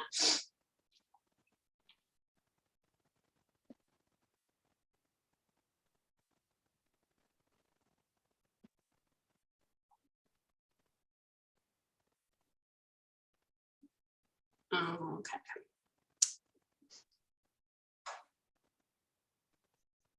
I just realized I don't know if I can share results. Can you see the results on your apps? I'm seeing the apps. I'm seeing the results on my cell phone. Yes. Excellent. I love when things work out like that. So it looks like there's aquatic life, riparian areas, functional fish and wildlife habitat, carbon mitigation, flooding, nature, wildlife habitat, ecosystem services, climate change, protection, flood retention, NIMBY, and regulations. So that's a good start as we dive further into the actual policy language. So while I was doing research on some of those ideas that you just generated, I pulled together this graphic from a Wetland Guidebook, which is sort of a nice way to think about wetland protection beyond just mitigation or just regulations, but areas that might not come to mind right away. You guys nailed a bunch of them already. So land use planning and zoning, floodplain management, hazard mitigation was mentioned, watershed and ecosystem management, kind of thinking about how wetland conservation's goals can relate to that. Transportation and infrastructure planning, parks and recreation, not just DSL and their regulations, but how are we using wetlands for recreation. Other local planning policies, small area plans sometimes factor in, and then of course, water resource management, stormwater, groundwater, that kind of thing. So those are kind of the bigger topics that I chose to focus on when thinking about potential policy language. So the policy topics I came up with, and these are very, very informal. These are not set in stone. These are not formal recommendations from CREST by any means. These are just a launching point to get this group kind of thinking about what language you actually want to see in the comp plan. So I broke it down into 8 areas, and we're going to go through them one by one with another fun way to engage with this that I hope will work. But I'll just run through them really quick. It starts with resource protection, development mitigation, regulatory practices, and then I think the important follow-up for that is the enforcement piece. Some options for investment tools, some ways to think about partnerships that are either existing or we talked about it a little bit, how to continue partnerships in the area. Education, outreach, and recreation, kind of the social and cultural component to how we want to manage wetlands. Some general kind of high level aspirations, and then climate change, which a couple of you mentioned already. So let me switch really quickly to a different screen so you don't have to read teeny tiny print. Hold the thought.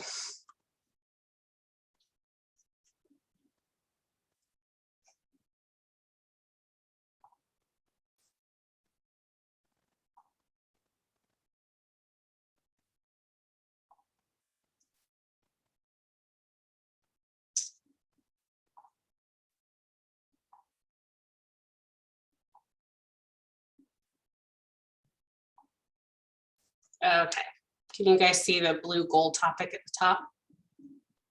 Looks great, Nancy. Excellent. So I just realized I had one more slide I wanted to share, but that's okay. So there should be a feature if you go next to where the green bar is, it says you are seeing Nancy's screen or you're sharing Nancy's screen.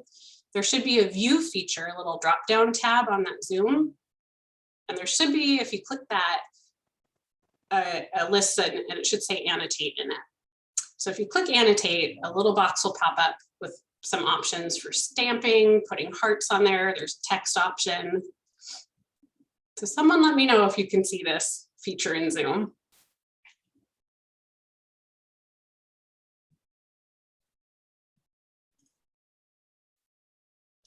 How are we doing? Yes, I can see it. Excellent. Okay.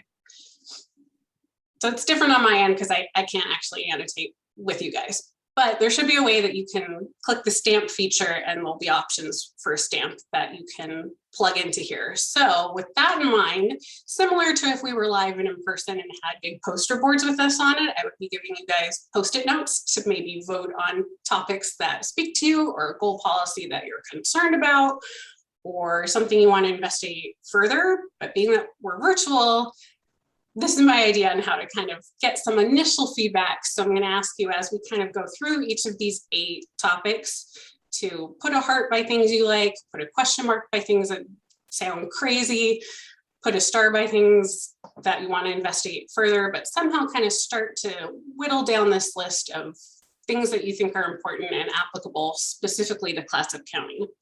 And this is just the goal topic number one, so resource protection. So I can kind of walk you through, we'll have 8 of these, but just for resource protection, I have 4 kind of goals around this, and then each chart will be the same.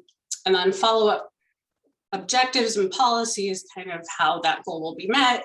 And then when applicable, I try to fill in some outcome. Oh, I'm glad you guys are doing hearts. This is great. There's some outline, timeline, measuring success, figuring out how this plan will stay relevant and how to actually implement these goals. But we can't just heart all of them.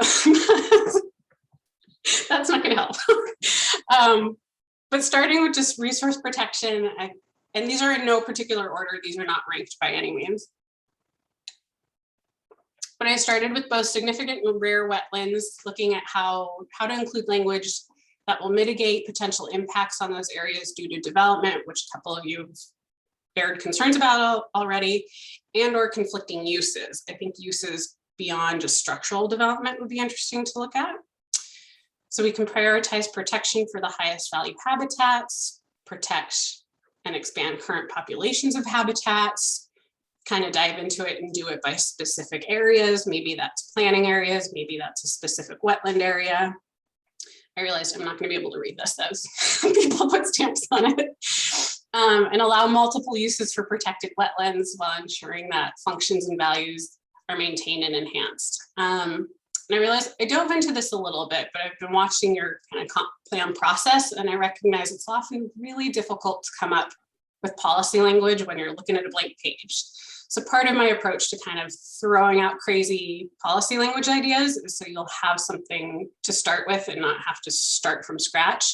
So I 100% don't mind if you tear these up, if there's things that don't resonate, if you want to scratch them off, if resource protection should be a low priority. It's honestly just a starting spot to kind of get discussion going as you narrow down what updated goals you actually want in your policy. But this looks good. A lot of prioritizing for protecting highest value, ensuring zoning, maintaining compliance, and amending development code as needed. Any questions on kind of the resource protection topic?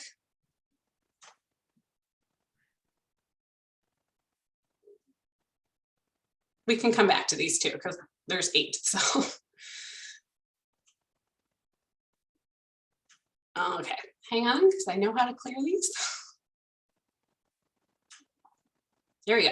Okay, so we should be able to start from scratch for topic number 2, which is development and mitigation. And there's a lot of overlap in these topics as well, so it doesn't necessarily have to fit in one goal or the other. The development and mitigation sort of covers incentivizing or encouraging development in areas with least impacts to significant and rare wetlands. Thank you, Jan, you like that one. Which would lead to adopting permitted and prohibited uses, and specifically looking at these 5 areas. Someone even mentioned septic systems. So kind of flushing out specific uses related to development, construction, storm and agriculture, livestock, and then we'd need to fill in some outcomes for that.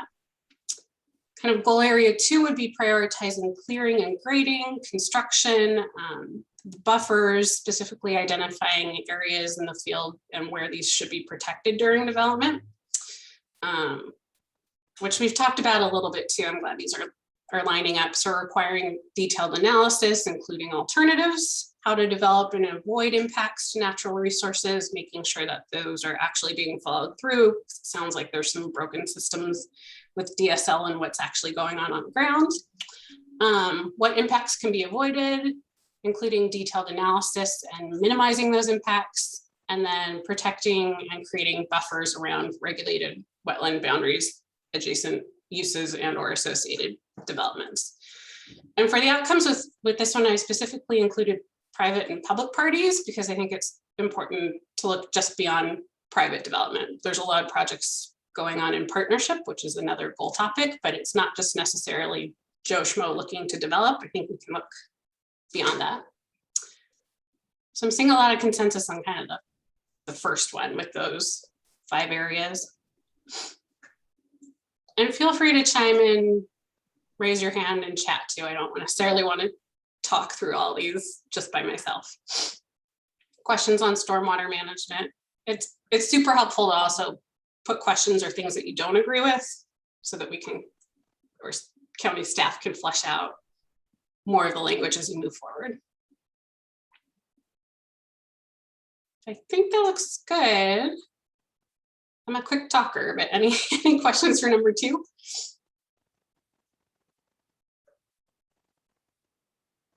Okay, we can always come back to.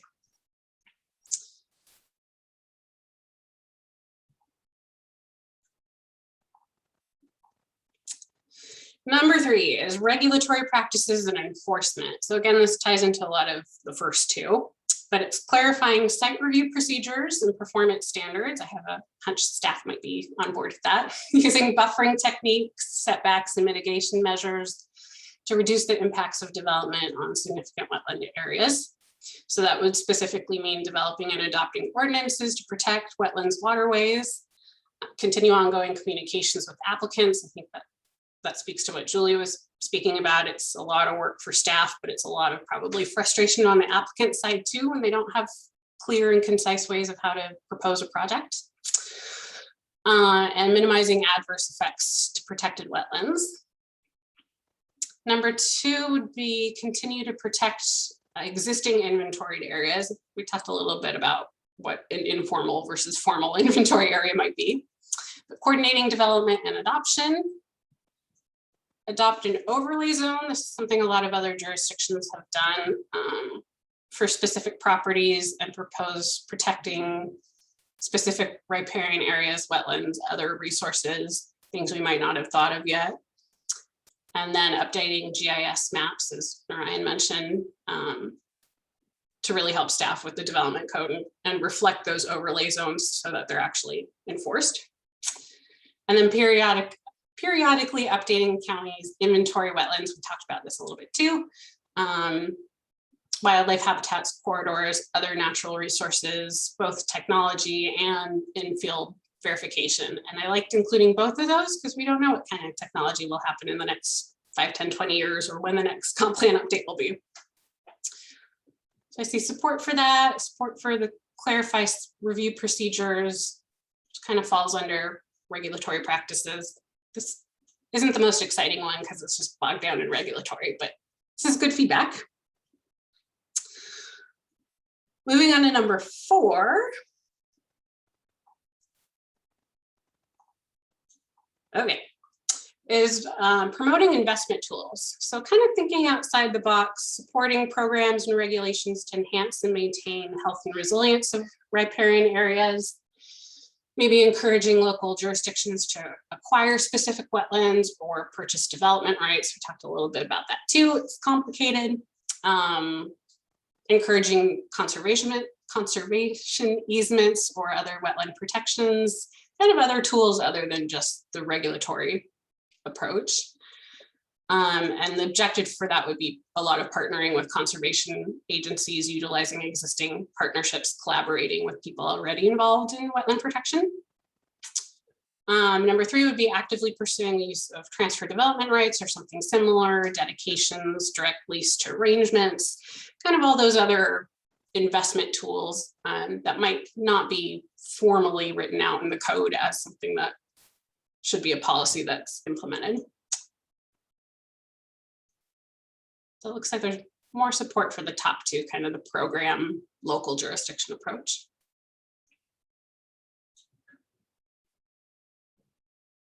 Guys are awfully quiet. Any questions so far?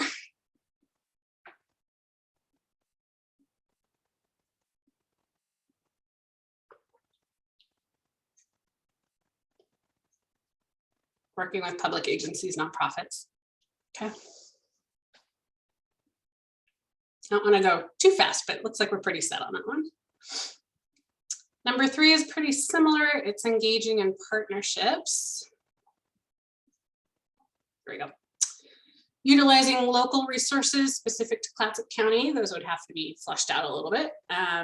And knowledge to identify locally significant natural resources, including potentially an emphasis on plants and animals. Maybe that's beavers. We've talked a little bit about animals, but really utilizing a local lens. And that might mean forming a technical advisory committee or retaining these areas as a high priority that could fold under kind of the overlay zone idea, but somehow figuring out how to consider how to accommodate habitats utilized specifically by plants and animals specific to Clatsop County areas. The second idea I had under that one was continuing collaborating with local partners and regional regulatory agencies, which is partially kind of required anyway, but it's nice to capture as a formal goal policy.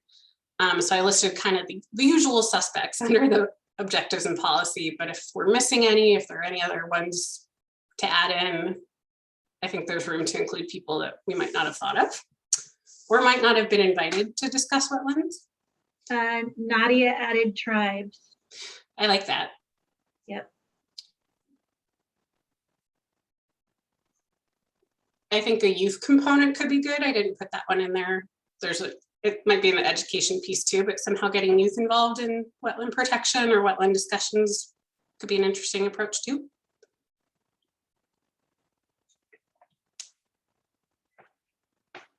And I don't want to mess with my text in this, but Nadia, I will capture your edit in the document later. And I know this is new language for most of you guys. I think the report went out, but this policy language is probably new. So I'm happy to send it out later as a PDF that won't be all parceled out, but we can get it to the county so they can share it with you if that's the way you want to go. Okay, let's move on.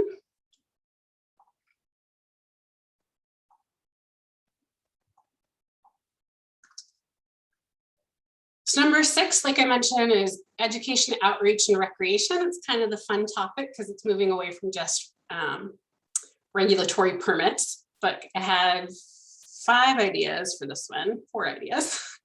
Supporting community-wide programs, educating residents about alternatives for disposing herbicides, pesticides, household chemicals, things that could potentially impact wetlands. So really day-to-day kind of programming that could happen. Collaborating with partners, that would mean really working with our existing community partners, parks and recreation, tourism, fish and wildlife, and any other programs they may have too. I don't think we need to reinvent the wheel. Number 2 would be continuing to emphasize local efforts, engaging residents and providing education around wetland health, ecological functions, and the benefits. So kind of wetland 101, because I think as we're all realizing, it's a really big topic.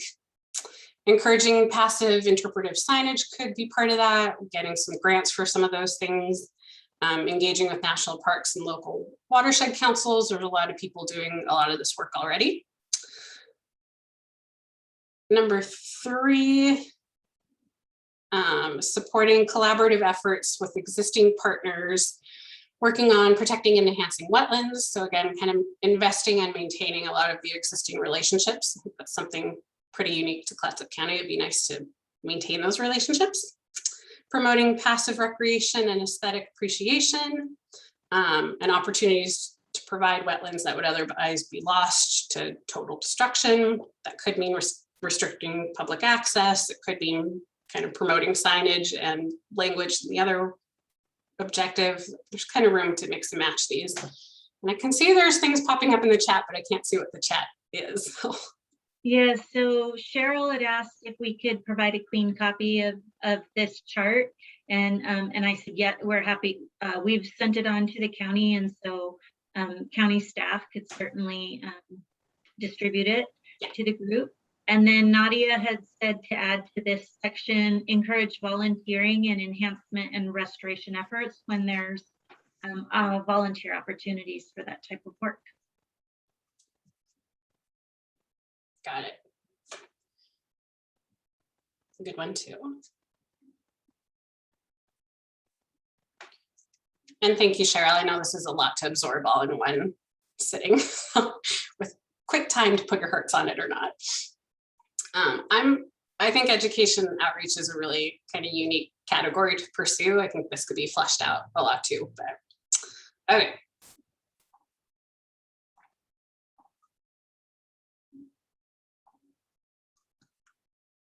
Number 7 is kind of the catch-all for some higher level general aspirations. So things that might be this wasn't prioritized by any means. So maybe number 7 is actually number 1 that kind of states how we're approaching wetland regulations. There are kind of 4 key areas I thought of. That was continuing to regulate and evaluate quantity and quality. So not just all of the data, but kind of the storytelling piece about it too. What makes wetlands in Clatsop County unique. Create a schedule or budget for completing inventory updates. We talked about that a little bit. Turn perceived wetland problems into wetland opportunities. That's kind of a higher language idea, but is an interesting way to frame it, which could end up being a policy about promoting positive impacts of protecting wetlands rather than just kind of the negative how to permit and regulate and do all the paperwork. The third one is to use the best information to help communities understand choices available and incorporate best management practices to clarify wetland management tools. It's sort of tying into some of those other topics we've covered about which tools would make sense. And then the final one is recognizing the values, their ecological services, impacts to water quality, habitat. They don't just operate on their own, a relation to sea level rise, and reducing flood risk, which again could be public and private. I don't think this is just specific to private property owners. Thanks, Narayan. And again, these are just kind of higher level language to start noodling on when you think about what policy language to actually adopt. And cruising right along, final one is climate change. I'm glad a couple people mentioned this already. And I added this in part because I know DLCD is working on some statewide goal language that has yet to even go through the adoption stage, formal adoption stage. But it's definitely something that's on a lot of planners' mind and I think is relevant to our area. So potentially considering the impacts of climate change, ocean acidification when developing regulations or approving capital projects, thinking how that correlates to aquatic resources, including marine, nearshore wetlands, streams and lakes, things kind of beyond wetlands, and the associated vegetated areas. So that could be potentially protecting interconnected systems, looking at kind of a sustainability lens, and pursuing likelihood of long-term survival.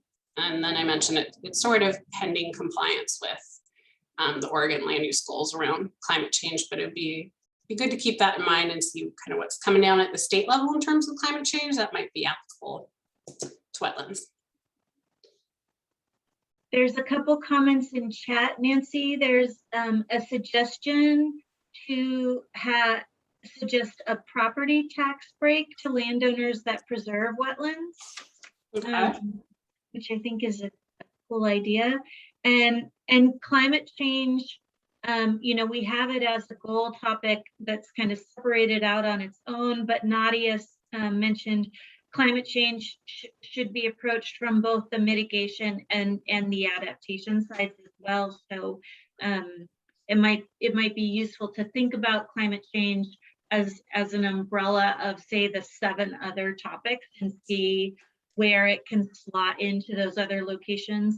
We just set it as its own here in order to keep it clear as we were putting this chart together, but I think that's a great idea, Nadia. And then there is regarding the property tax break, in addition to property tax break, also setback variances to encourage preservation of wetlands.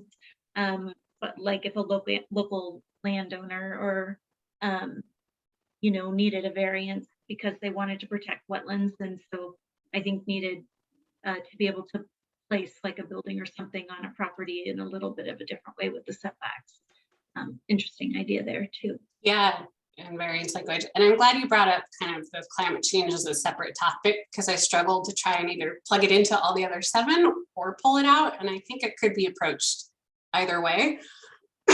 But it's just kind of something to noodle on that isn't necessarily in a lot of current Goal 5 policy standards that I saw elsewhere.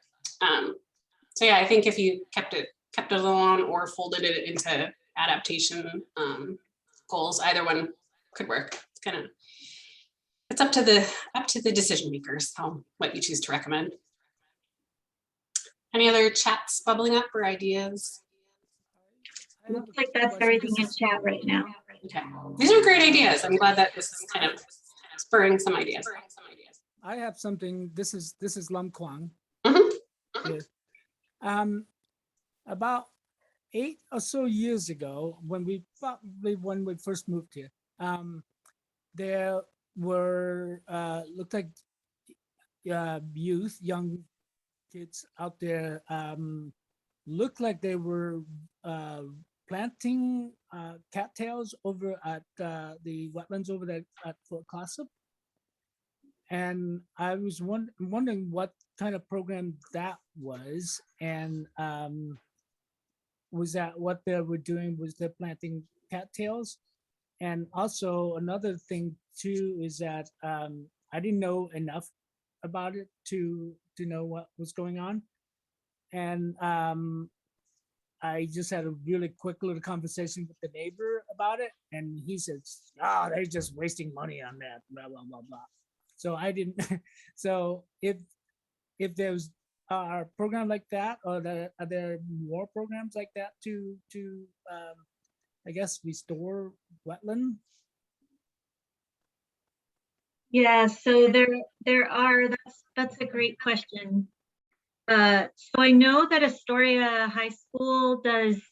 They have some volunteer work days, and where they go out and they do plantings, like at the Astoria Airport, which is part of a mitigation project, and so they'll go out and plant native species out there.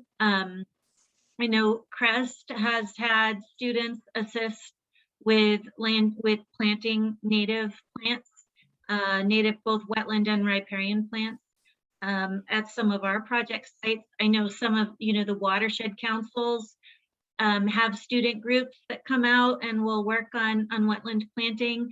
So there's a number of entities in Clatsop County that work with students on this topic and have them out and doing planting. And then there's a number of entities that do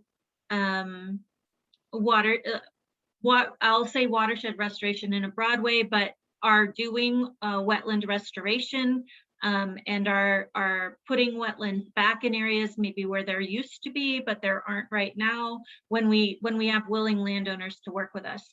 So CREST does a lot of this work. Columbia Land Trust does a lot of this type of work. The watershed councils, both the North Coast Watershed Association and the Nicanicum Watershed Council do this type of work. So there's a number of entities that do this. And Ashley also mentioned, this is great, that Fort Clatsop does hire youth for trail clearing. And so you may have, that's who you may have seen. And they hire youth in the summertime, and they had a couple of big wetland restoration projects that CREST helped them with. We planted something like 40,000 wetland plants on those sites. So, and that's a long-winded answer to say yes, those programs are ongoing and happening across the county. Cheryl, I see your hand is raised.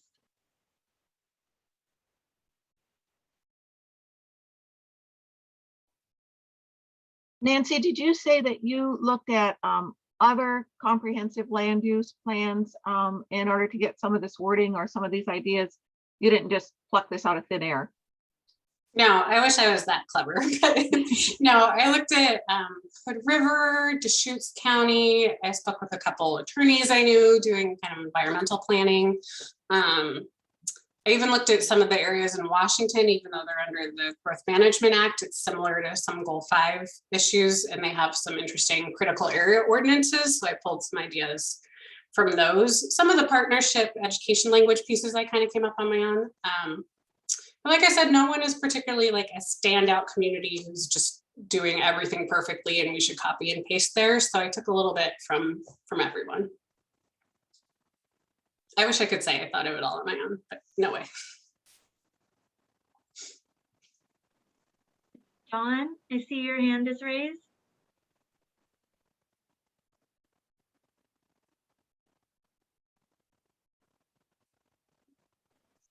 You're muted right now, so we can't hear you.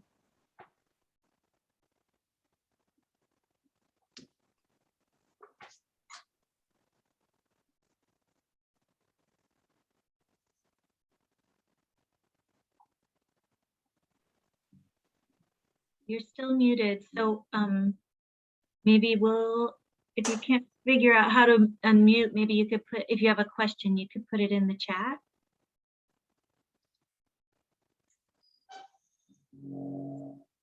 There I am.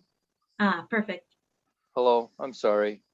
No, that's On behalf of the Chinook Indian Nation, I've been, thank you for all your hard work in being the new stewards of Chinook land, the Clatsop area.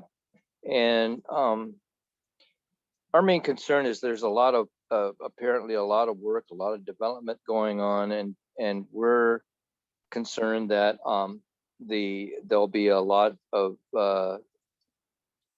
inadvertent discoveries of our ancestors' resting places and their belongings being discovered while there's development. I have to point out that the wetlands have always been a resource for our Chinook people. They are Clatsop Chinook people, and we are always concerned that inadvertent discoveries of, well, for instance, canoes that have been buried or sunk to protect them from being taken, looted. We're just concerned that certain things are going to pop up, and we want to be first and foremost informed when that happens, be it a developer or somebody that's semi-greedy to somebody who is very concerned about the local environment, that the Chinook Nation is contacted immediately, so that if mitigation needs to be taken hand or begin in that process of recovery or denial, reburial, whichever, of certain artifacts, be it the bones of our ancestors and or their belongings, that the Chinook Nation, which is comprised of the 5 indigenous tribes in the Lower Columbia area, need to be, or not need to be, must be honored by being informed of the discoveries that are going to happen, because there's so much development, so much land disturbancy, so much work within the estuaries, and so much work around wetlands. I just at this point, our main concern is that the Chinook Nation is properly acknowledged and informed of these inadvertent discoveries. And that's all I have to say. Thank you, Don. Yeah, Ashley noted in the chat that the State Historical Preservation Office, all of those regulations would certainly apply, as would the notification to tribes. And I will say that anytime someone's doing work in a wetlands and is required to go through the joint permit application to the Corps and to DSL, there is also consultation with SHPO and with tribes even before work can occur. And Charles asked who would be a contact for the Chinook, because Nadia notes that the state only consults with federally recognized tribes. And so if you, if there's a good contact for the Chinook tribe, if there were discoveries, it would be useful for people to know who that should be. I think that's important language sorry. to include. Oh, sorry. I was just going to say, I think that's important language to include in a policy is really clarifying communication, because it sounds like that might be a gap, that might be a problem. But I also wanted to say briefly that the other piece of goal 5, because it's not just wetlands, does include historic areas. And I think there's language in that too. So it doesn't just fall under the wetland piece. It's definitely part of probably other areas in the comprehensive plan. But I'm really glad you mentioned that, and I'll capture that in our notes for sure. Am I still being heard? You are. Yeah. Oh, okay. I just, on behalf of the Chinook Clatsop, I just want to point out that there are other entities that try and claim our land, and I need to make sure and emphasize that it is the 5 lower Columbia River area Chinookan speaking tribes that are the true stewards, true owners of the area, that being Clatsop, Willapa, Lower Chinook, Wakayakum, and Cathlamet. Any other entity, any other tribe, be it they are not federally recognized or federally recognized, have no bearing on the land that is are the 5 tribes that I have mentioned that make up the Chinookan culture, Chinook nation.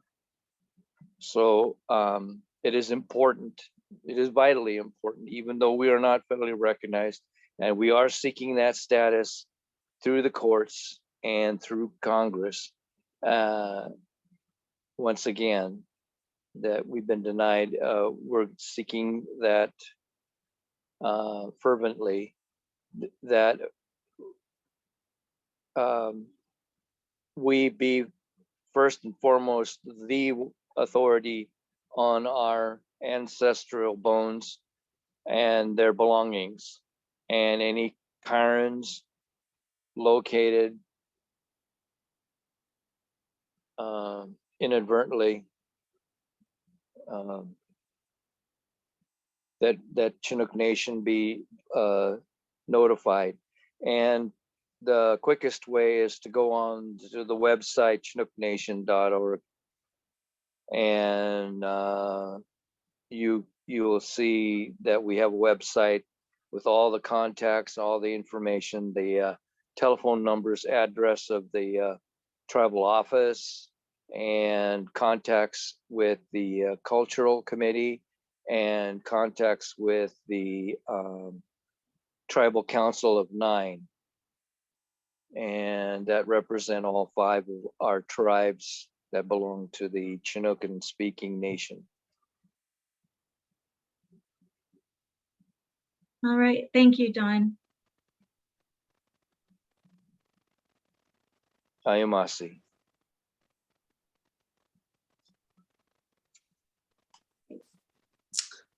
Okay. Oh, sorry, what, Denise? I was just saying, go ahead. Okay. I was trying to make sure I caught all the chat questions, but we can come back to them later. There's something about pesticides, Jan asked, and I think that was language I stole from Hood River, borrowed from Hood River. Sorry, there's construction next door. But it doesn't necessarily have to be included. It's just something to think about: pesticides, herbicides, things that could be polluting wetland areas. I don't know, Jan, if you had a more specific question about that, but we can circle back to that later too. I did want to launch, I just have 2 more polls and then a quick wrap up, but I think this will kind of capture any other last minute feedback or thoughts that may have bubbled up since we kind of went through those 8. I just have to figure out how to share my screen again. Hang on.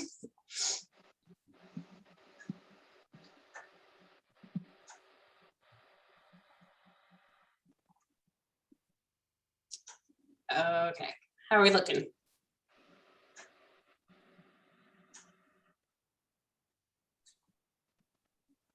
Back up. It's back up? Yes. Okay, I thought you meant to back up. I'm like, oh no. Okay, so polls number 2 and 3 should be launching. Uh-oh, hang on. Now, okay, so poll number 2 is a ranking. So if you think of the list of 8 that I just covered, it's kind of taking a step back to rank, hang on, there they are. Rank the top 3 that speak to you. Maybe it's the top 3 that you'd like to dive into more, or you think are most applicable to Clatsop County, but just the top 3 that you think are worthwhile to investigate further.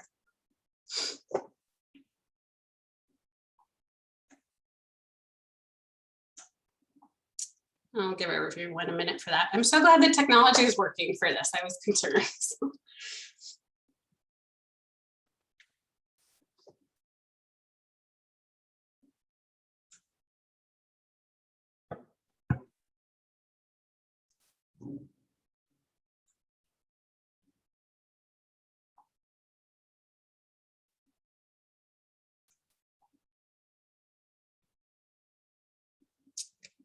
Couple more seconds. And I know it's tough because a lot of them overlap too. Okay. I don't know if you guys can see the view results, but it looks like 1, 2, and 3 are resource protection, the regulatory practices and enforcement, so that was number 3, and the general aspirations, some of those loftier goals, so that was number 7. Closely followed by education, outreach, and recreation. So I think that's kind of a good way to get a pulse on maybe where this group is leaning on how you want to focus your time and where you want to dive into next.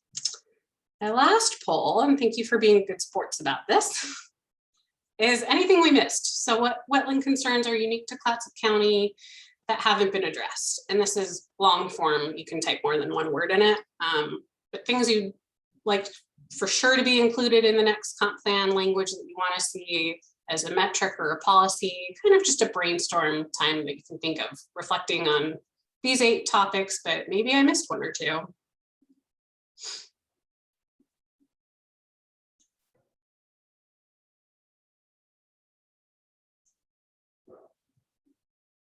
Can you see that poll? Yes, I can. Okay.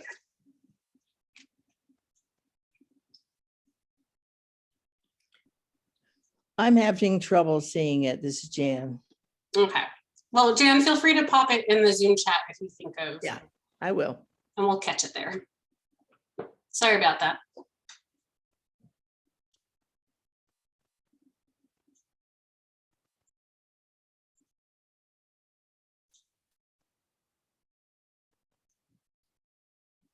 I'm putting everyone on the spot. So if you have ideas later, there's plenty of time. Like I mentioned, this is just a starting point to discuss some actual goal language.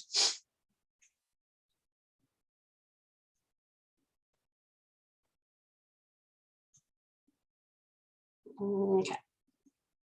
It looks like only additional thing was adopt existing Arch Cape Cove Beach local wetland inventory.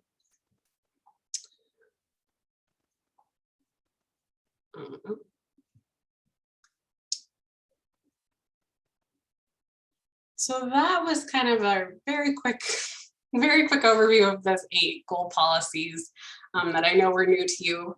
But I was going to hand this back to Denise and just thank you for participating in my surveys and polls and kind of starring the ideas that are important to you. I think that's useful feedback for the county. Denise, did you want to add some final thoughts? Yes, Nadia, you've got C slide again. You mean the last one, that the survey? Oh, Nadia wants to see the survey slide again. The survey slides again. This one? Yes, I think that's what she means. No, I just was, she just, other people were entering into the survey things that she missed. Oh. Oh, okay. The results from it. I think I closed it too quickly. Yeah, it's gone. But if I can pull up additional results that were captured, I will for sure let you guys know in notes later on. Sorry, I was quick to hit end on that one. Thanks, Nadia. So I just wanted to take a minute and say thank you to the group for participating today, and also give my thanks to Narayan and Nancy for doing a great job walking us through both the science piece on the wetlands and also on the policy piece. And then I think from this point, the county's going to take it from here. We'll make sure you guys have a clean copy of the policy chart. And Gail, I didn't know, Gail or Julia, if there was anything else you wanted to add before we close, but I was just going to take this time to just say thank you and any next steps that you guys want to maybe bring up. Yeah, so this is Gail, and first of all, I really wanted to thank Denise and Narayan and Nancy and the entire staff at CREST who, first of all, did the work on the report and the updates, but also pulled together this workshop in a very short time to address a request by our joint Planning Commission and Citizen Advisory Committee. So I really appreciate the work that she and the staff have done on this. As we're moving forward, we have been through several reviews to date of goal 5. We'll be taking it again to the Planning Commission tomorrow morning at 10 o'clock. And then we'll be scheduling in the future public comment periods where we can get it out to the broader public to also get some input from the public as well. The public is always welcome to come to our meetings. We have Citizen Advisory Committee meetings. We have Joint Planning Commission Citizen Advisory Committee meetings. We have board work sessions. We have Planning Commission meetings, and input is always welcome at any time. You can send emails, you can call. We have information posted on our website as well. So I just want to thank again everybody for their participation. And I know this has been a very long, complex process, but I think today we learned a lot of very useful information, and hopefully we'll have some additional thoughts for our Planning Commission meeting tomorrow. So thank you. Great, thanks, Gail. So there were a couple of questions. One was for an email for me. I put it in the chat. And then there was a question about the presentations. And I think what we'll do, Gail, is we'll just make sure you guys are able, the Community Development Department has the link to the recording.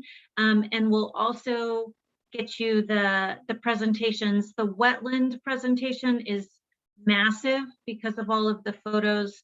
So we may want to just put that on a thumb drive and drop it off to you guys rather than trying to send it electronically, because it's so large. It's such a large file.